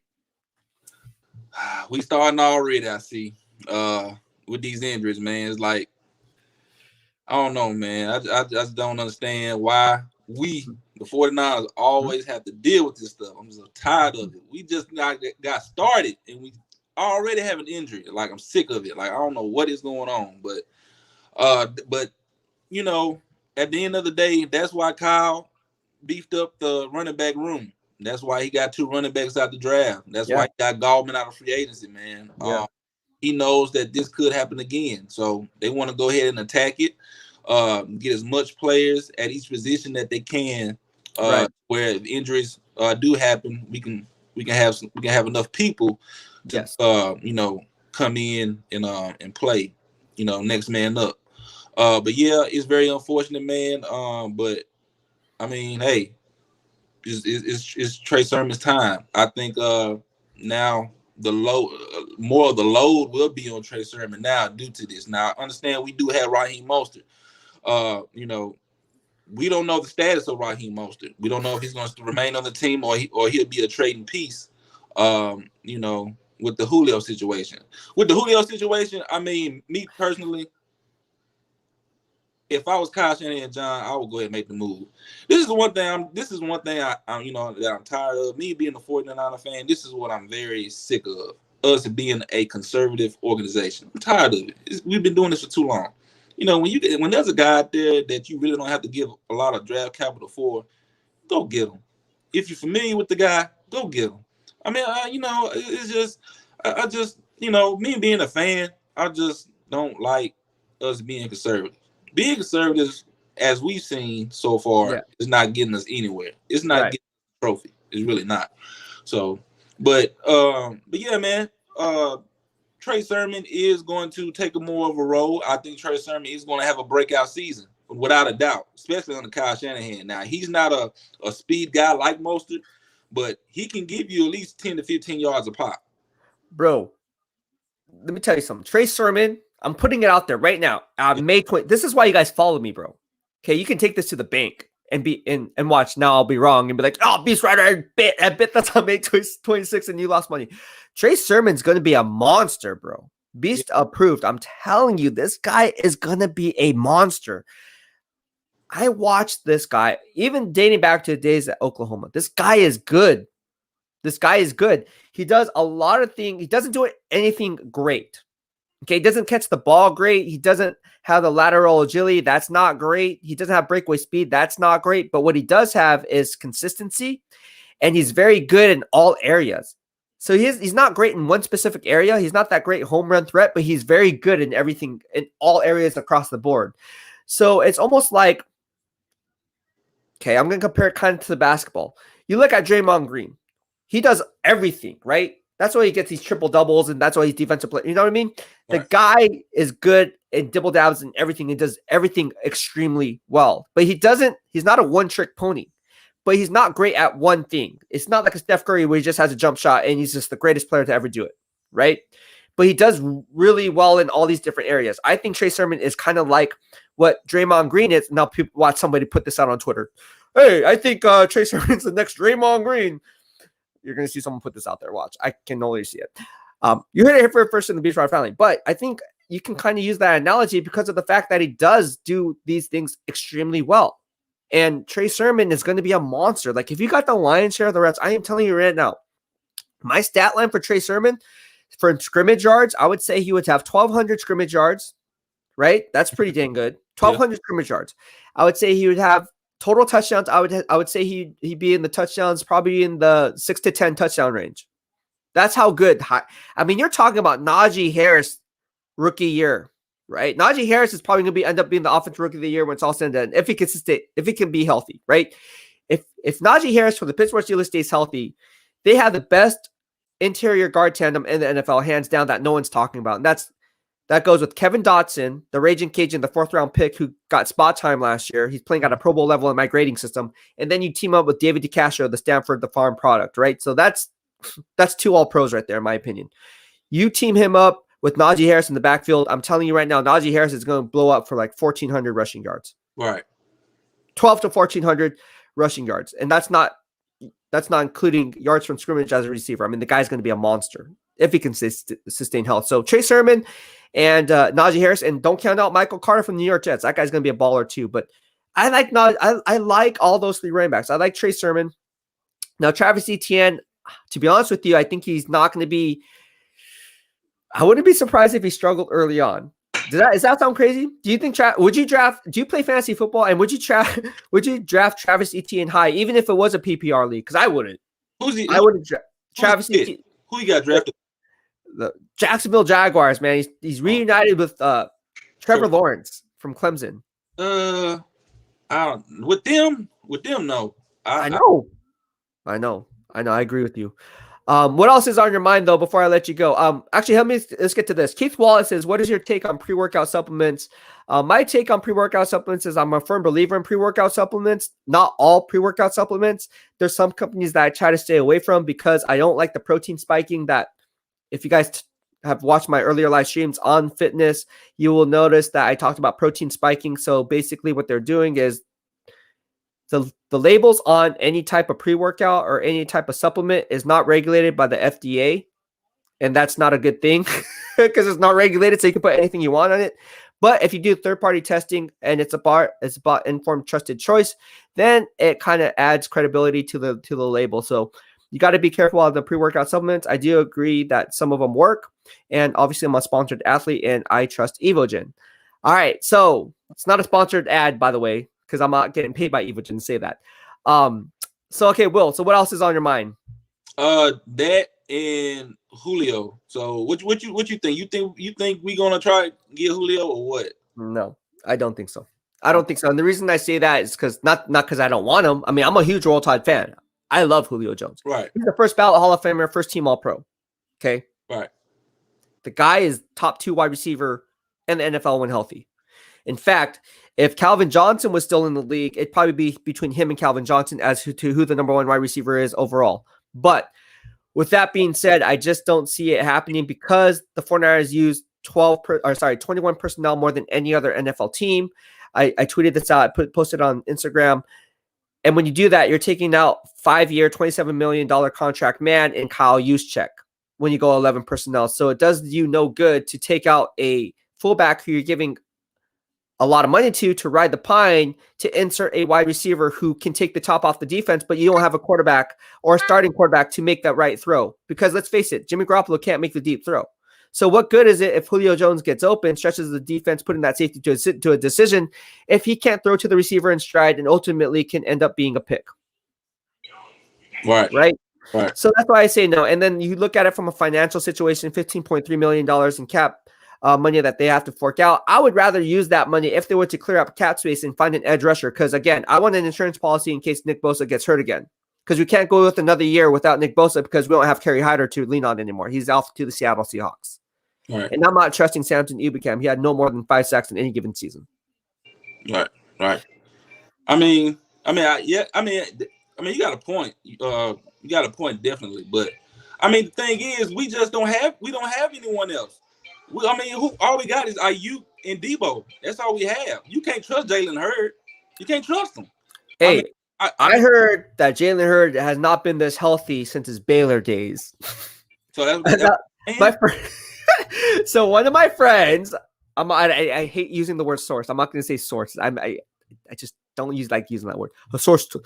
One of my friends, one of my buddies inside NFL circles, has told me that Jalen Hurd had a conversation with him, and he said he hasn't felt this good since his Baylor days, and he's ready to roll. Now, we can't trust Jalen Hurd. I agree with you 100%. But they do have Brandon Ayuk and Deebo Samuel. Isn't that more than enough than half the teams in the NFL when you look at a 1-2 punch combination at wide receiver? Now, you need a trio of wide receivers. I get it. But I think that as 49er fans, we have been spoiled because look who we have here. We have Jerry Rice right here, right? We had John Taylor over the years. We had Terrell Owens over the years. All we need really is a guy who can separate the defense and take the top off the defense, like a Dante Pettis. If he was able to do it, then we wouldn't be having this conversation. But Dante Pettis is with the New York Giants. So I think they do need a wide receiver. But ultimately, I don't think that they should go after Julio Jones. I just don't think it makes instant gratification versus long-term gains that I always talk about in my podcast. It doesn't make financial sense to go after a wide receiver who really is not one player away from getting them over the Super Bowl hump. Because the defense for me is a bigger concern than the offense. Because Kyle Shanahan can manipulate how he sees fit. Top 5 offensive coordinator in the NFL. I'm not worried about the offense. I'm worried about the defense, honestly. Because George Kittle, you got to remember, George Kittle is going to get the majority of the targets anyway. He's the number one. Let's look at him as a wide receiver. Okay, he's the wide receiver. He's a pass catcher 1. Okay, whatever the term is, whatever. Mm-hmm. Pass catcher 1. Deebo Samuel is going to get at least 6 to 7 touches a game, right? Mm-hmm. Brandon Ayuk's at least going to get 10 to 12 targets a game, right? On the underneath routes or touches, okay, 10 to 12 touches. So realistically, how many touches or targets is Julio Jones going to get if he was to come to San Francisco? And of those targets, how many of those are actually going to be completed because a quarterback that you have behind center right now can't make the deep throw? And that's what Julio Jones does best, is stretch the defense vertically. And unfortunately, it doesn't matter if he can't separate off the top, if Jimmy Garoppolo can't make the throw.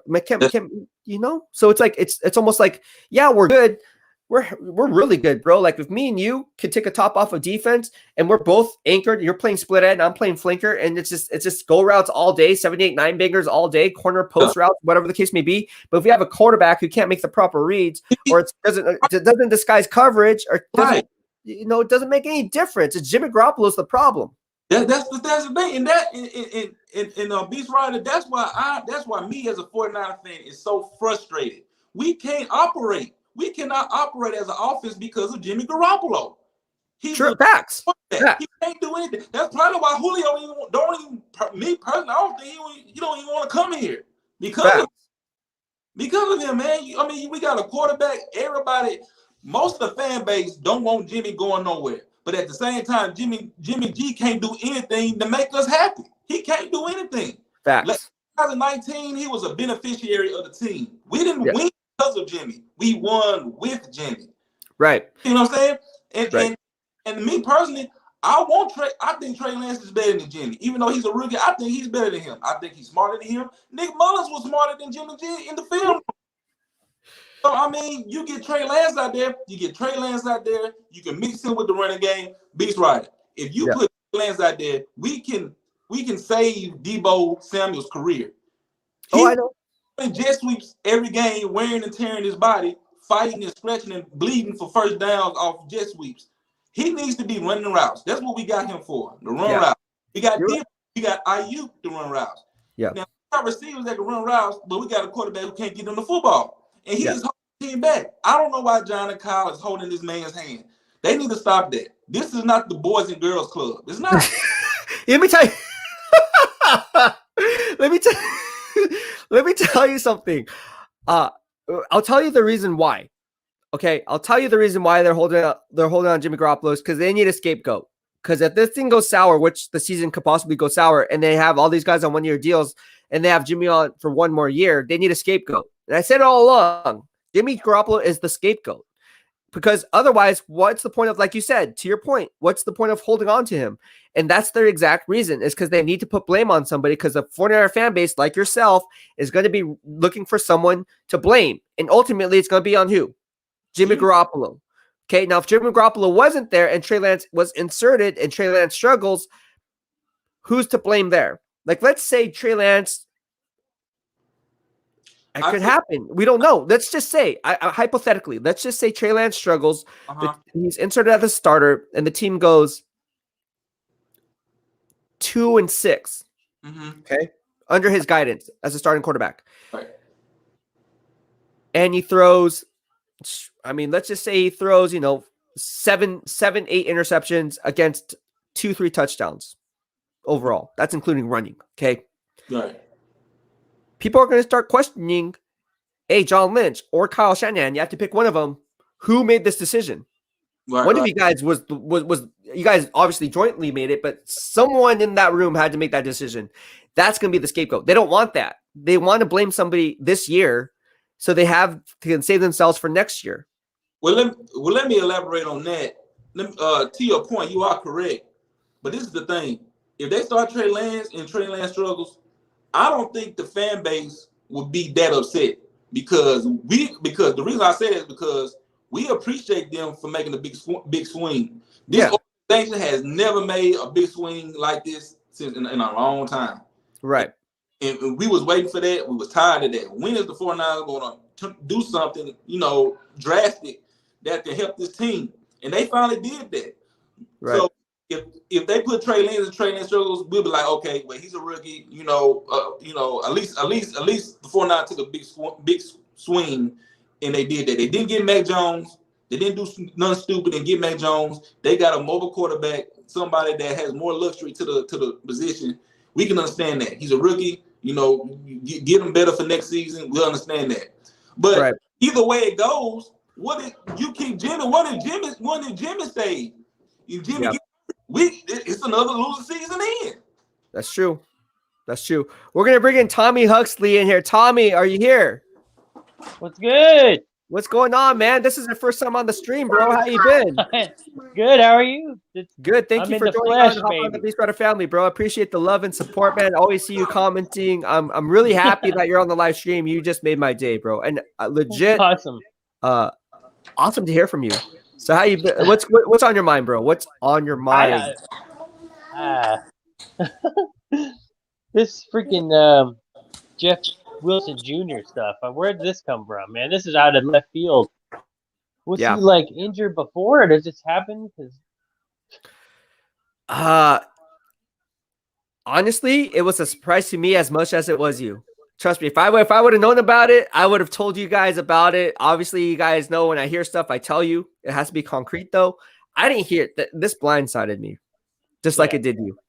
Because drafting the 2 running backs was a head scratcher for me at first, but now I'm like, thank God they did it. Well, I was told that they were going to go running back, which is why I said that, Michael Carter would be a good, like during my live streams, that's how I said, they're going to go running back at some point early. That's what I was hearing. But I didn't know the reasoning behind it. So it looks like this was probably the reasoning behind it, right? In hindsight. I mean, it's kind of like you don't report this news just days after OTA opens up and be like, oh, by the way, Jeff Wilson's out for 4 to 6 months. It's a serious injury. Now, I already discussed about the red zone and the white zone, the difference between the two. If it was on the outer part of the meniscus, then it would have been less. I heard that. Okay. So this can be a chronic condition moving forward in that knee, and that's not good. So they're looking at it and saying, you know what, Jeff Wilson probably won't be with us much longer because even when he does return, we have Trey Sermon. If he rises to the occasion, what's the point of having Jeff Wilson? And by the time Jeff Wilson eventually comes back anyways, it'd be like what, week 12, week 13, if that, because you got to remember it's a 4 to 6 month recovery time. Wow. Right? 4 to 6 month recovery time. On top of that, it takes time because you have to open that window, right? That 21-day window, wherever that window is, for you to go ahead and take him off IR or whatever the case may be, right? Because eventually he's going to be on IR. And then when you take him off, then you're going to have to make a decision on whether or not to shut him down or activate him to the active roster. See, that's another what, 2-3 weeks. So I mean, you're looking at a lost season for Jeff Wilson. Yeah. I thought it was week 6 he would be back. They said week 6? Something like that. Well, it said 4 to 6 months, right? So what, May? Yeah. So that would be, let's see. So if it's 6 months, that'd be what? That'd be in October, right? November. Oh, November, they said. Oh, they said, November. 6. Yeah, exactly, November. So wouldn't that be like, I guess that'd be that week 6, really? Because doesn't the football season start in September? BEASTwriter. Yes, it does. I want to make a comment. All right, what's up? Somebody just posted that Lance needs to sit a year. Lance does not need to sit a year. He sat a year in 2019 at North Dakota State because of COVID. Now, you don't want to sit him down for another year. That's 2 years of him not playing no football. Now, you don't want to do that to him. He needs to play. He's going to get reps. He's not going to sit out, but he's not going to start day one. That's for sure. I don't think he's going to start. They need a scapegoat, and I'm telling you right now. I mean, I haven't been wrong much. I'm telling you right now, they're using Jimmy Garoppolo as a scapegoat. That's why they're holding on to him, because they need a downfall guy. They need a downfall guy. Think about it. Isn't it a smart play if you're in a management position and you're on the hot seat and the company and the board of directors is looking to ride you out? But then you can be like, well, it's not my fault. It's the guy below me's fault. Hey, he's the one that's I got the talent around him. He just couldn't get it done. Right? Right. But what I want to say, I mean, to his point, I mean, Jimmy is going to start week 1. I mean, we all know that. But just don't forget that if a starting quarterback in this league gets hurt, John Lynch's phone going to be calling. It's going to be ringing. Somebody going to want Jimmy. I'm just saying. If God forbid that don't happen to any quarterback, but if a quarterback gets hurt, Jimmy's phone ringing off the hook. That's a good point, though. I could see that happening. No, that's only if the 49ers are struggling. Because if they're winning with Jimmy Garoppolo, you got the flip side of that. Then they could say, hey, you know what? That's why we got Trey Lance. We wanted to sit one more year, and we wanted Jimmy Garoppolo to play one more year. We knew this was happening. It was all the stars were aligned. We knew what we were doing. Yeah. On the flip side goes both ways. So they're really saving their own butts because of the fact, like they're basically walking both lines of the fence here. Right? There's a fence here, and they're on both sides. They're playing both roles. Hey, Jimmy Garoppolo, we like you for one more year. Jimmy Garoppolo comes out and says, you know what? I had to like buy time to really kind of process exactly why they would go and get Trey Lance. I get it. I bet you Jimmy Garoppolo is like, why don't you just trade me? I mean, think about it. If you're Jimmy Garoppolo, you want to be traded. You're not going to come out and publicly say it because Jimmy Garoppolo, I know him personally, he's not the guy to do that. But wasn't there? But it's up to me to go ahead and put it out there for him because he can't speak for himself. And I'm not saying that we had this conversation and he said, "Hey, BEASTwriter, come on." No, I'm not saying that. But I'm saying I'm pretty sure if Jimmy Garoppolo, if you're thinking about logic from Jimmy Garoppolo's perspective, wouldn't you want to be out of San Francisco? I would. Me too. I mean, what I saw a report on 49ers Web Zone, I think it was yesterday, that Jimmy stated that he thought about requesting the trade, but he said he decided to go, to go ahead and try to ball out this season. Now I don't know if that's true, but I saw it on 49ers Web Zone that he said that he thought about requesting the trade, but he decided he wanted to, do it the right way and try. See, because he's a true professional, right? So absolutely. He's a true professional. So again, that's why we love Jimmy Garoppolo. That's why people love Jimmy Garoppolo, because they're seeing it from a business perspective. Because again, we see this from a fan's perspective. But again, the NFL is a business. It's $1 billion business. So when you're looking at it from a business perspective, and there's a lot of CEOs, we live in Silicon Valley. There's a lot of affluent people. When you're looking at it from a business perspective and you're looking at it for really what it's worth, and you're saying, man, Jimmy Garoppolo is a true professional. Like, I can't believe he knows this is his last year, yet mentally everyone else checked out but him. How are you going to stay mentally inside the game knowing that you're playing for a organization that really doesn't want you there in the first place, but you want to take the professional approach to play out your contract and see this thing through, knowing that the guy behind you is there to replace you? It just doesn't make any. That's like me going on this YouTube and Will or Tommy, you guys are here taking my job and this is my last podcast. How can I actually be passionate about what I'm doing right now and staying passionate to all the viewers who are watching right now when I know that you're going to be taking my spot after this live stream is over? That's a good analogy. Yeah. I mean, yeah. But I mean, it's just like me personally, I'm just gonna be honest. I mean, I'm not a Jimmy fan. I'm not. I'm completely done with him. But I think it's gonna be pressure on him due to the fact that he's playing for a contract. Yeah. And he got to look over his shoulder. Yeah, he's looking over his shoulder. So I mean, like I said, Jimmy is going to play. He's going to start. I hope Jimmy does well. I really do. I don't want to wish ill will on no one's career, but I mean, hey, it's pressure on him, and we're gonna see this coming season how he handled this. So I mean, it's going to be interesting, man. It's really going to be interesting. But Tommy, what else did you want to talk about? And Will, what else did you guys want to talk about before I let you guys go? We could talk about anything. We could talk about fitness. We could talk about football. We could, Julio Jones. I mean, we could talk about anything. I don't care. Anything. Nick Bosa. I want Julio Jones so bad, but I don't know, man. Me personally, like again, I think we should get him. I mean, it's time to stop all the conservative stuff. We just need to go ahead. Who's going to throw to him? If we can get Julio, we ain't gotta do nothing else. If we can find a way to get Julio, we ain't gotta do nothing else. We can just go ahead and just get the season on the road. That's it. But here's the thing: if you get Julio Jones, I think he'd be more used as a decoy because Jimmy Garoppolo can't make the deep throw. So he'll just be taking away the safety, opening up the seams for George Kittle down the seams, which is great. I mean, that's fine because it's just as good as making the catch yourself.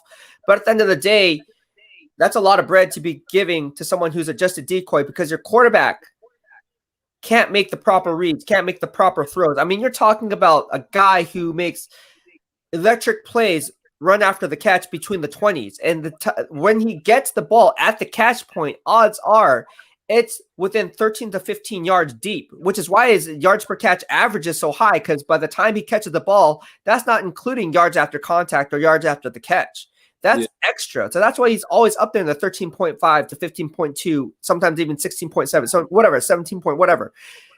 That range of body work is already dictated because of when he catches the ball, it's already 12 to 13 yards out before he even makes a play on the ball. So Jimmy Garoppolo can't really do it. And again, if you're making that type of a throw, when you talk about all these quarterbacks coming out of this draft, he can throw off platform. He can make all the throws. When they talk about that, that's because they're talking about passing windows. can Jimmy Garoppolo throw those passes, like have the elite touch to throw in those passing windows with the proper velocity on those deeper throws? I don't see it. We haven't seen it. And if I was a betting man, I would say no. Now, am I being a hater? No, I'm just being a realist. And unfortunately, it cost them in the Super Bowl. You're not lying. We've all seen this. You're not lying. But in 2019, he had a few deep passes in the Saints game. He did. The Baltimore game and also the first Green Bay game. Well, those deep balls were punts. I mean, those balls wasn't like run while catching. Like the Saints game, and man had to slow down to catch the football. Rams game, Sanders had to slow down to catch the football to win the game. The one in there's a busted coverage by that one dude. I forget his name. Yeah, in the Rams game. The Ravens game, Jimmy just gambled and he threw that deep ball on 2 Ravens. Debo helped him out on that. If you guys want to see game film of every single one of Jimmy Garoppolo's interceptions from, I believe it was 2019, that Super Bowl year, linebackers, right? I actually posted every single one of Jimmy Garoppolo's interceptions, and you just YouTube BEASTwriter Jimmy Garoppolo interception, and I will break it down for you brick by brick exactly what I saw on the play, exactly what Jimmy Garoppolo missed on the play, and why that play happened. And you will notice same thing happened in 2020. And now we're the main problem with him is he can't see the linebackers. He always throws the linebackers for some reason. Right. And he doesn't see the linebackers. The reason why he doesn't see, and I explained it in the video, is because, or in a lot of the videos, is because he can't disguise the coverage, because a lot of times the safety, if it's a cover 3 or a cover look or a cover 1 or a cover 2, that linebacker is either playing the curl hook route or the curl flat route. And odds are he gets caught off guard because a lot of these safeties, this guy's pre-snap coverage. So they'll roll that strong safety back and then rotate the free safety up top. That's what you saw in the Kansas City Chiefs game with Tyrann Mathieu. That's why he's so good. People don't give Tyrann Mathieu, the Honey Badger, enough credit, but he disguises coverage a lot, because what you're doing is you're looking at that strong safety. You're not looking at anything else other than the offensive line, making the line calls up front, who the Mike linebacker is, who the blitz pickup calls are. If you're Jimmy Garoppolo, you're seeing the exact formation because you already know the plays in your head, but you want to see that safety because that's why you want to do as a quarterback. You want to look that safety off. So pre-snap, that's what made Peyton Manning do so well, is because every time he checked it, he was looking at that safety and saying, I know exactly where that safety is going to go because I already know the coverage that he's going to play. And in case he tries to play a game of musical chairs or this game of chess where he tries to rotate coverage, I already accounted for that. So I countered his counter already before the ball is snapped. Right. And that's why the linebacker and underneath coverage always gets those picks, is because Jimmy Garoppolo sees something that he thought pre-snap that wasn't happening post-snap. Right, exactly. Exactly. Vikings game, the playoffs, like, He could have thrown what I want to say 3 to 4 interceptions, because I think 2 of them was dropped, one was picked, and Kyle just put him on Bob Greasy mode. He said, "Look, I'm just gonna shut you down on the football." And another thing is, like, there's different types of coverages, right? So if you have 2 safeties deep, for instance, right, it looks like a 2 deep look, right? So it could be a cover 2, it could be a quarters coverage based on down and distance, but what people tend to forget, it's also could be what's called a cover 5, 2 deep, man underneath. A lot of those concepts, when it's man underneath, the linebackers matched up one-on-one. When again, Jimmy Garoppolo probably is thinking it's a 2 deep look high, where it's like, okay, well, that linebacker is just going to drop spot in a specific zone coverage, when in fact it was man-to-man coverage, and he wasn't thinking like, oh shoot, once the ball is snapped, you don't have time to second guess going through your progressions. You have to be boom, boom, boom, boom, boom. And that's why I think people are so high on Mac Jones, is because cerebrally, I like Mac Jones. Out of this entire quarterback draft class, I am telling you right now, Mac Jones is probably the smartest quarterback in this entire draft class. I will say that off the top of my head, going through his progressions. And I'm not scared to say that. I will put that out there. Smartest. I didn't say he's the best, but he's the smartest in going through progressions and understanding coverages and how to beat coverages and play this game kind of like Peyton, not on the Peyton Manning level, of course, but, going through his progressions and making the proper reads. Because at the end of the day, that's what you want. You want a quarterback to make the proper reads. Right. And you're right. I mean, you're right about that.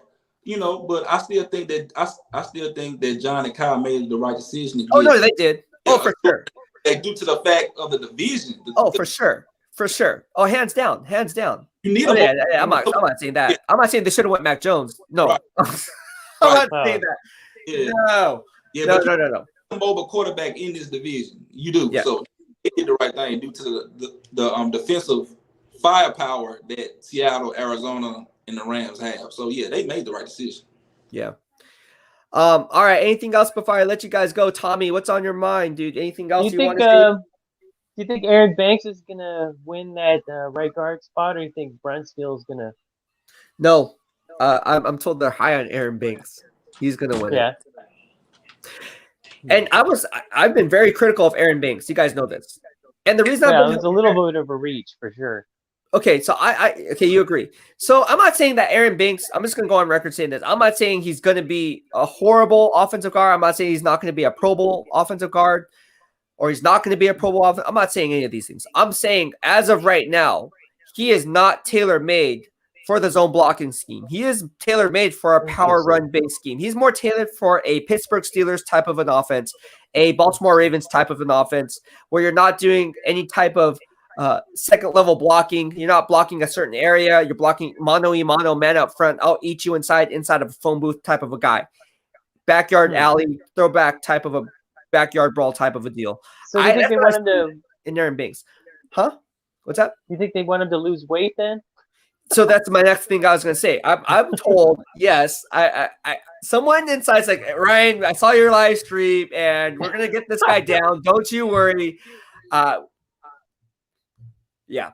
So yes, to answer your question in short, yes, I've been told that they are going to bring his weight down because they have to. I was like, dude, why would you draft a guy at that weight, thinking that he can hit the second level with ease when you stretch? I think because they horizontally. Sorry to interrupt. You're going to talk about. They really want to. Yeah, they really want to because their pass protection was just trash. So I think that's why they grabbed him because he's a really good pass protection guard. That's true. That's very true. So if that's the case, if he's a very good pass protector, though, is he a good pass protector with a quarterback on the move running those naked bootlegs? That's a different, right? That's different than being a pure pocket. So when you see PFF have these grades, and that's why I have my own grading system, is because you really have to grade based on the scheme. So if you have a quarterback who's running these naked bootlegs, he's rolling out to a certain area. Do you think Aaron Banks, I should say, Aaron Banks can block that certain area while keeping the guy at bay if he's unable to win early in the down by getting his hands on that edge rusher or that interior rusher? Because odds are, I can tell you this right now, if I'm a defensive tackle, I'm going to use my lateral agility and quickness, if that's the name of my game, to kind of think I'm going one way and then shed you and go the other way, and you won't have the recovery time to pull back because you're too slow and you're too big or too fat or whatever the case may be. So if they get his weight down, which I think is going to happen, I think he'll drop probably like 10, 15 pounds. I do think so. All right. If they get his weight down, different ball game. Yeah, I'm not sure why they picked him up for pass protection when we're a run first team anyway. Well, Tommy, your guess is as good as mine, man. I don't know.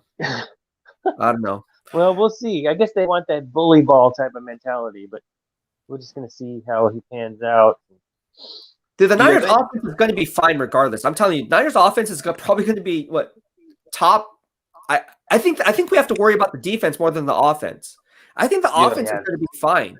I think the offense is going to be top 5. You can tell after this draft, with Seattle getting Eskridge and Arizona getting Rondell Moore, and Tutu Atwell to the Rams, and all we did was just get running backs. That just letting them know that y'all can get these receivers to do this air attack all you want. What we gonna do is just run the ball down your throat, put up points, and run the clock. In clock position. That's it. So that's the new defense right there. Yeah. And I'm worried about the Cardinals came back before that and like, you know what? We got JJ Watt, so good luck with that. And Chandler Jones coming back healthy. The Arizona Cardinals are going to be surprised. I think the NFC West is going to be. I think the NFC West is going to be legit. I mean, don't count out AJ Green. Everyone's talking about Julio Jones. AJ Green is still a baller, bro. AJ Green as a trio of wide receivers with Rondale Morris playing the slot with DeAndre Hopkins, a top 5 wide receiver. They still have Andy Isabella, the speedy wide receiver. I believe he played at Temple. They still have him on the roster. And, man, and they got Rodney Hudson, the center from the Las Vegas Raiders, to be a trade. God, why did they get rid of him? I think the freaking Raiders are stupid. I don't know. I like Rodney Hudson. He's People amazing. acting like Matthew Stafford ain't gonna do nothing with the Rams. Oh, he gonna do something. Oh, he's gonna do something. This ain't Jared Goff we playing now. This is a whole different story now. Like Matthew Stafford is better than Jared Goff, and he with Sean McVay now. Yeah, definitely better. We shouldn't take that light as if he's going to be playing like the same way like he's playing with a line. No, he's with Sean McVay now. He's gonna succeed. Trust me. Just like Sam Darnold going to succeed down there in Carolina. He got pieces around him like he never had in New York. So I mean, I agree. Yeah, I agree with that. I'm not convinced with Matt Stafford, but I do believe he's an upgrade over Goff for sure. Yeah, but all right, guys, I'll let you guys get going. Thank you so much, Tommy, for tuning in. You got to hop on more often, bro. Definitely. Every live for stream, having me on. You have to hop on, dude. You're great. All right, thank you so much, Will. Thank you so much, Tommy. Aloha, and welcome to the BEASTwriter Family on the live stream. All right, man. Take it easy. Thank you. Take it easy, guys. All right, peace out. We have my man John Zach on here. John, how are you doing? Good, brother. How you doing? Good. I figured you're working right now. Are you not? Oh, for sure. Always working, bro. Always grinding. You know how that goes. Hey, that's what's up. That's what's up. What's on your mind? Hey, let's talk about Jimmy G's mindset, bro. If it's me and I'm coming into camp and I got someone gunning for my spot, I'm not going to come in looking thick with 2 C's, bro. I'm going to come in like as a beast. I'm going to come in shape, and I'm going to make it hard on him. To me, he's laying down. He's making it easy for them to make him a scapegoat. He's like, look, I'm overweight. I'm not here. I'm here, but I'm not here. Yeah. You know what I mean? Make it hard for him. I get your mentality, and you got to increase. You got to increase your trade worth too. You know, if you're coming in looking thick, other teams are like, well, he's coming in out of shape. Why do I want to trade for him? Yeah. I don't know. Just little side note. No, I mean, I get your mentality. I like it. I agree with it. I just look at it from Jimmy Garoppolo's perspective, and it's easy for us, and me included, to go ahead and say you should be that way because logically, all of us should have that mindset. Yeah. Right? Yeah. Don't be a wuss. Man up. Grow some. Go out and do it. Okay?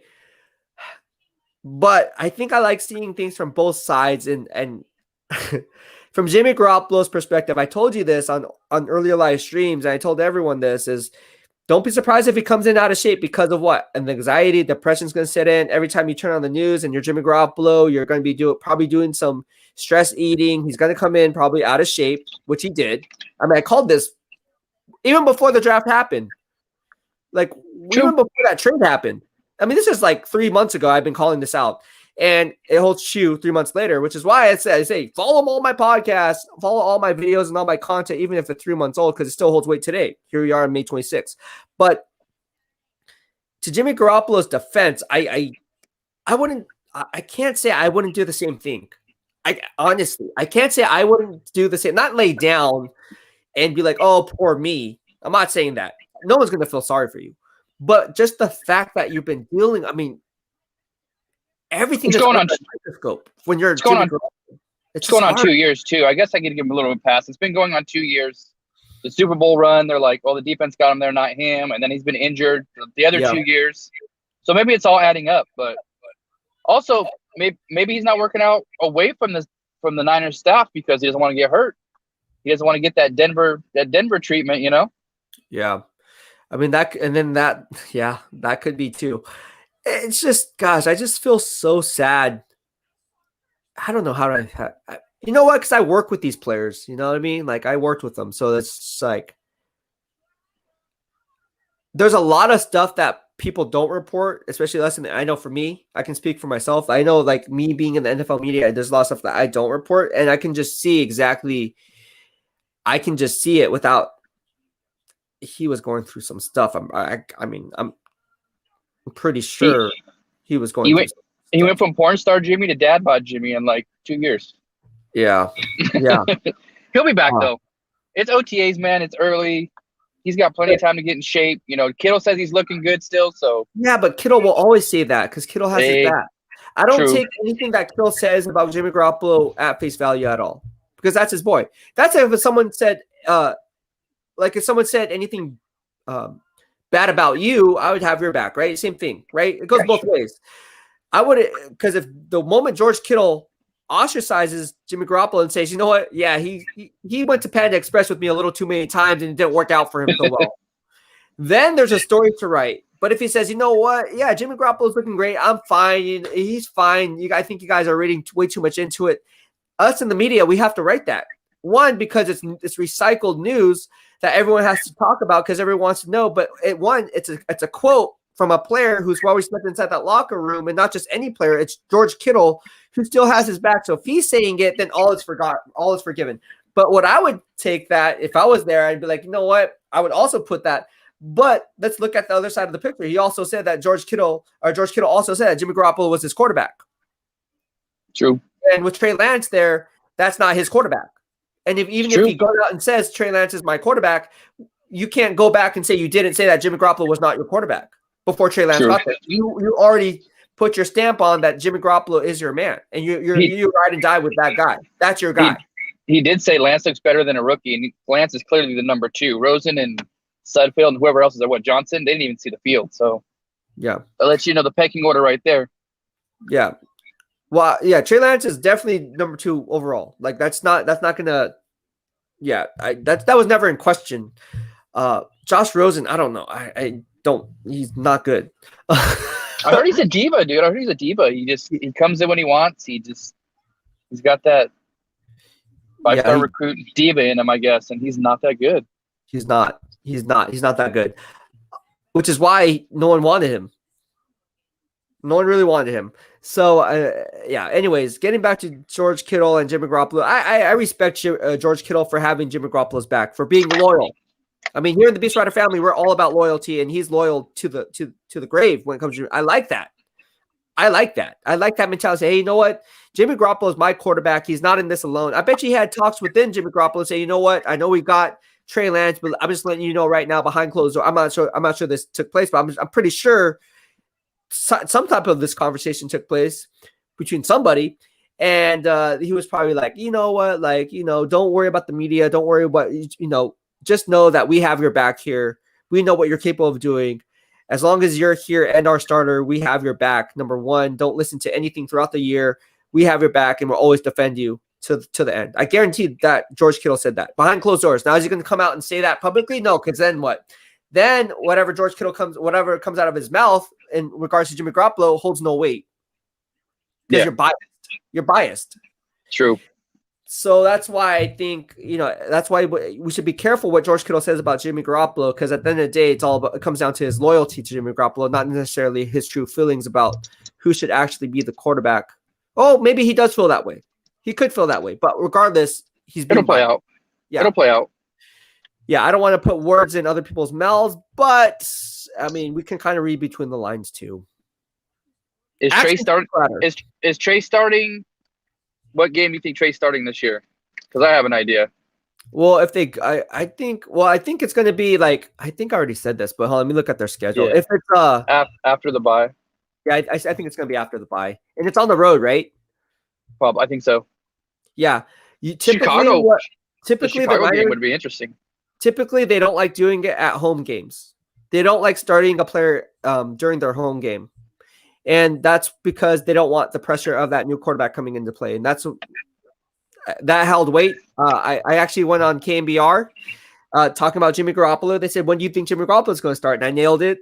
I nailed the week, I said, they're probably going to start him on the road. And people are like, oh, how'd you know this? It's all on KMBR. And so I think that's when he'll get his first 5 reps is on the road. So whether it's going to be a starter or whatever the case may be, he's going to be rolled in on the road. Now, he may be rolled in on the road, and then his first start will be at home. But I think his first NFL live snap will be on the road. I like to see him start against Chicago. That'd be interesting if, you know, Lance is on one side, you got Fields on the other. just it's a media field day, bro.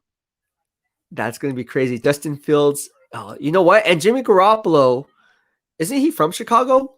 He is from Chicago, yeah. Dude, so there's just more storylines like, oh, Jimmy's going back home and he can't even start. How sad. You know, the media will eat it up, bro. I know in Chicago media don't play. Nah, they don't. They're pretty hard. They're hardcore. They are hardcore. I you know what? And I think that's where you can't be all about your feelings in the NFL. But for me, like I'm always like, I think that's just the person I am. I always look at I feel for people. I'm very like empathetic toward people. Is that the word? Yeah. Yeah. I think that's one of the things that like I maybe because I'm a business management major, you have to look at it from a management perspective and see things from from both sides. It's black and white with a little bit of gray. Yeah, but at the end of the day, it's like, but Jimmy Garoppolo makes so much money. Like, should he really care? But it's like, but then he's human. Like, would you care? It's like, hell yeah, I would care. Well, I mean, if you're going off the past, he's probably injured by then anyways. Yeah. If he makes it past or by, he might be healthy all year. It's usually the first 8 games he gets injured somewhere in there.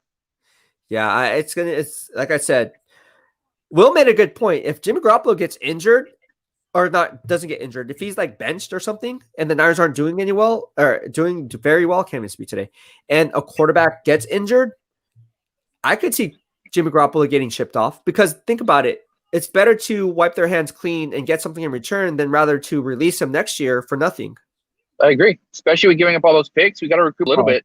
Always, dude. And that's why the Julio Jones makes no sense because what I'm hearing is they want a first-round pick, but ultimately what I'm hearing around NFL circles is, well, I guess I'm just going to put it out here. I mean, you heard it first on BEASTwriter Family. I heard from a few teams that, it's likely going to be a second-round pick.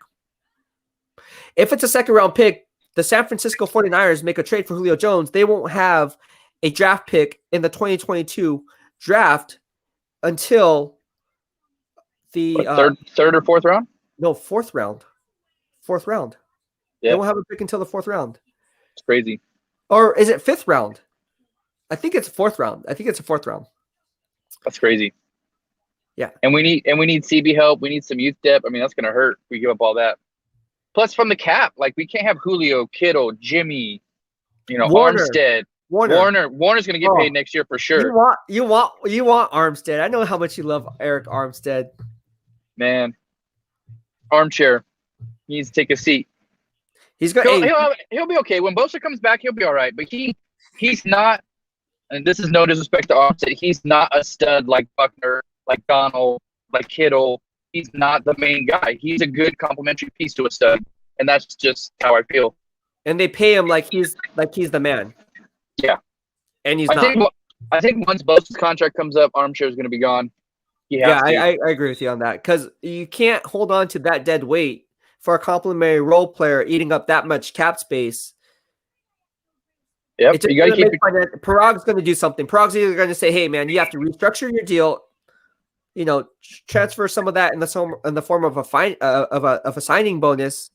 Restructure your roster bonus in the form of a signing bonus, so we can kind of restructure it that way. But at the end of the day, we have to do something because you're not living up to whatever. And let's say he does have 15 sacks this year. Like I said, I wouldn't be surprised if he led the league in sacks because Bosa is back. Then people will be like, oh, yeah, Eric, but it's not. But see, the common denominator, what people aren't seeing, and this is why I'm pointing out the BEASTwriter Family, is he's only getting that production because of Nick Bosa. Manufactured stats. Around you. If he's not there, we know what we're getting with Eric Armstead. We know what we're getting with Nick Bosa there, which is really interesting because you would think he would be somewhere in between that, but he's not. It's either like it's two opposite sides of the spectrum. Really good with the complementary role player, better or below average, or below average. Exactly. That's really there's no in between there. Yeah, and it's manufactured stats. When he's got a stud around him that's eating up a double like Buckner and Bosa, he's getting in there. Yeah, I just can't see him to rub his belly anymore. So anytime he rubs his belly after a sack, I'm going to do it on the live stream I might get an Eric Armstead just to support him. Just rub it. I can't wait to see Bosa slide again in some mud, dude. Oh yeah. Or plant a flag, dude. That'd be nice. Doug McLean says Stubblefield 2.0. Yeah, that's what I agree. That's what I called him, Daniel Stubblefield 2.0. And then someone says, "Oh, that's a compliment." I was like, "It's not really a compliment. Daniel Stubblefield 2.0 is not a compliment. Like, he had that one good year. He had 15 sacks and went off to Washington, had 1.5, playing next to Big Daddy Dan Wilkinson, and then flopped, and then had to come back to San Francisco, reuniting himself with Bryant Young. Because Bryant Young is the man that made that engine go. So, True. I don't know. What do you think about that? Is Eric Armstead Daniel Stubblefield 2.0? Facts. So I can't even debate that, man.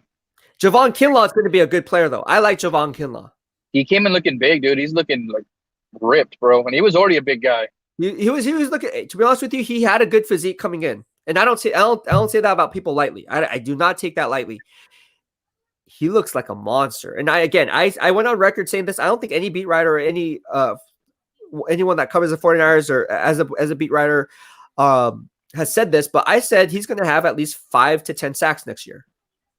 I said this right when the season ended because I don't know if you know the beef between me and Javon Kinlaw. Do you know about that? I heard about it a little bit, yeah. So he called me his biggest inspiration, and then he deleted the tweet because I told him, I was like, "Hey, you're going to have a Pro Bowl year. I hope you ball out. I take this as a compliment," and he deleted the tweet. Luckily, I saved the screenshot. But then I also did a live stream and podcast about it. I think, and then Javon Kinlaw's relative actually came on our live stream and says, "What do you think about Javon Kinlaw?" I was like, "Are you related to him?" He's like, "Yeah." I was like, hey, is it a stretch to say Kinlaw's going to have more sacks than Bosa? Bosa's going to eat a lot of double teams coming off an injury. I don't want to bet. I don't want to bet against Bosa, but it's not a stretch. It's not a stretch. I think they're going to be neck and neck.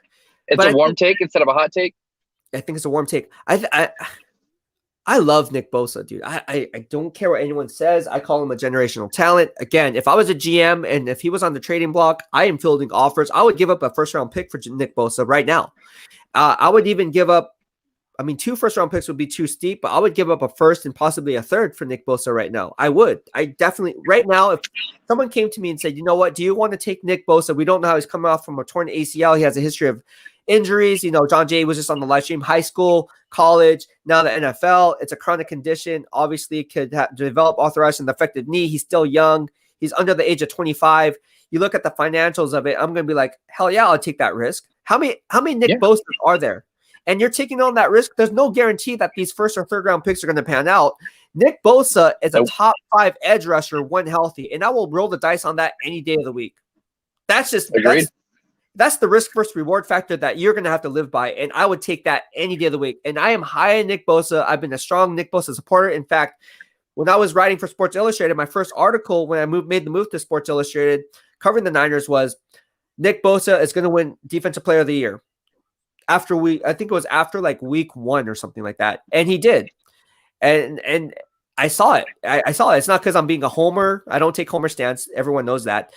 But I'm telling you right now, Nick Bosa can arguably be, when it's all said and done, he's going to be in the running for Defensive Player of the Year because Nick Bosa makes everyone around him better. And if Nick Bosa makes everyone around him better, everyone else gets to eat. Eric Armstead gets to eat. Javon Kinlaw gets to eat. Sam Ebukam gets to eat. Fred Warner, who I'm told is going to be used more as a blitzer. Don't be surprised if Fred Warner is used more as a blitzer this year. Okay, no one's putting that out there, but don't be surprised if Fred Warner is blitzing more, much like Bobby Wagner was in Seattle. Okay, and Greenlaw's more in coverage. Greenlaw's been balling, dude. Greenlaw's a beast. I like Greenlaw. So side note. But yeah, thank you so much for tuning in, man. Anything else you want to say before I let you go? Hey, like, subscribe, follow. This guy knows his stuff. All 32 teams, not just Niners. I know I'm a big Niners head, so I'm always on here talking about Niners, but he knows all 32 teams, so everyone needs to follow him right now. Thank you so much, man. I appreciate it. And mahalo for the love, John. And take it easy. Have a fun day at work. You too, man. All right. Later. All right. Doug McLean says, I'm calling 9 sacks for Kinlaw this season. I like it. Hey, he can have more than 9 sacks. I said 5 to 9, possibly even 10.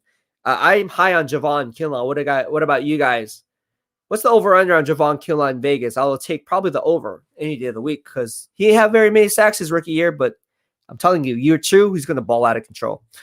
Well, that'll be it for this podcast. I hope you liked what we had to say here on the live stream. If you did, please hit the subscribe button in the lower right-hand corner of your screen as you stay up to date on all things Beast in real time.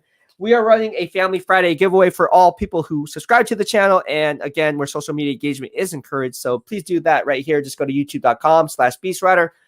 Open up a YouTube account and subscribe to your boy, and you'll be entered to win this Family Friday giveaway, which is this Justin Smith autograph frame. All right.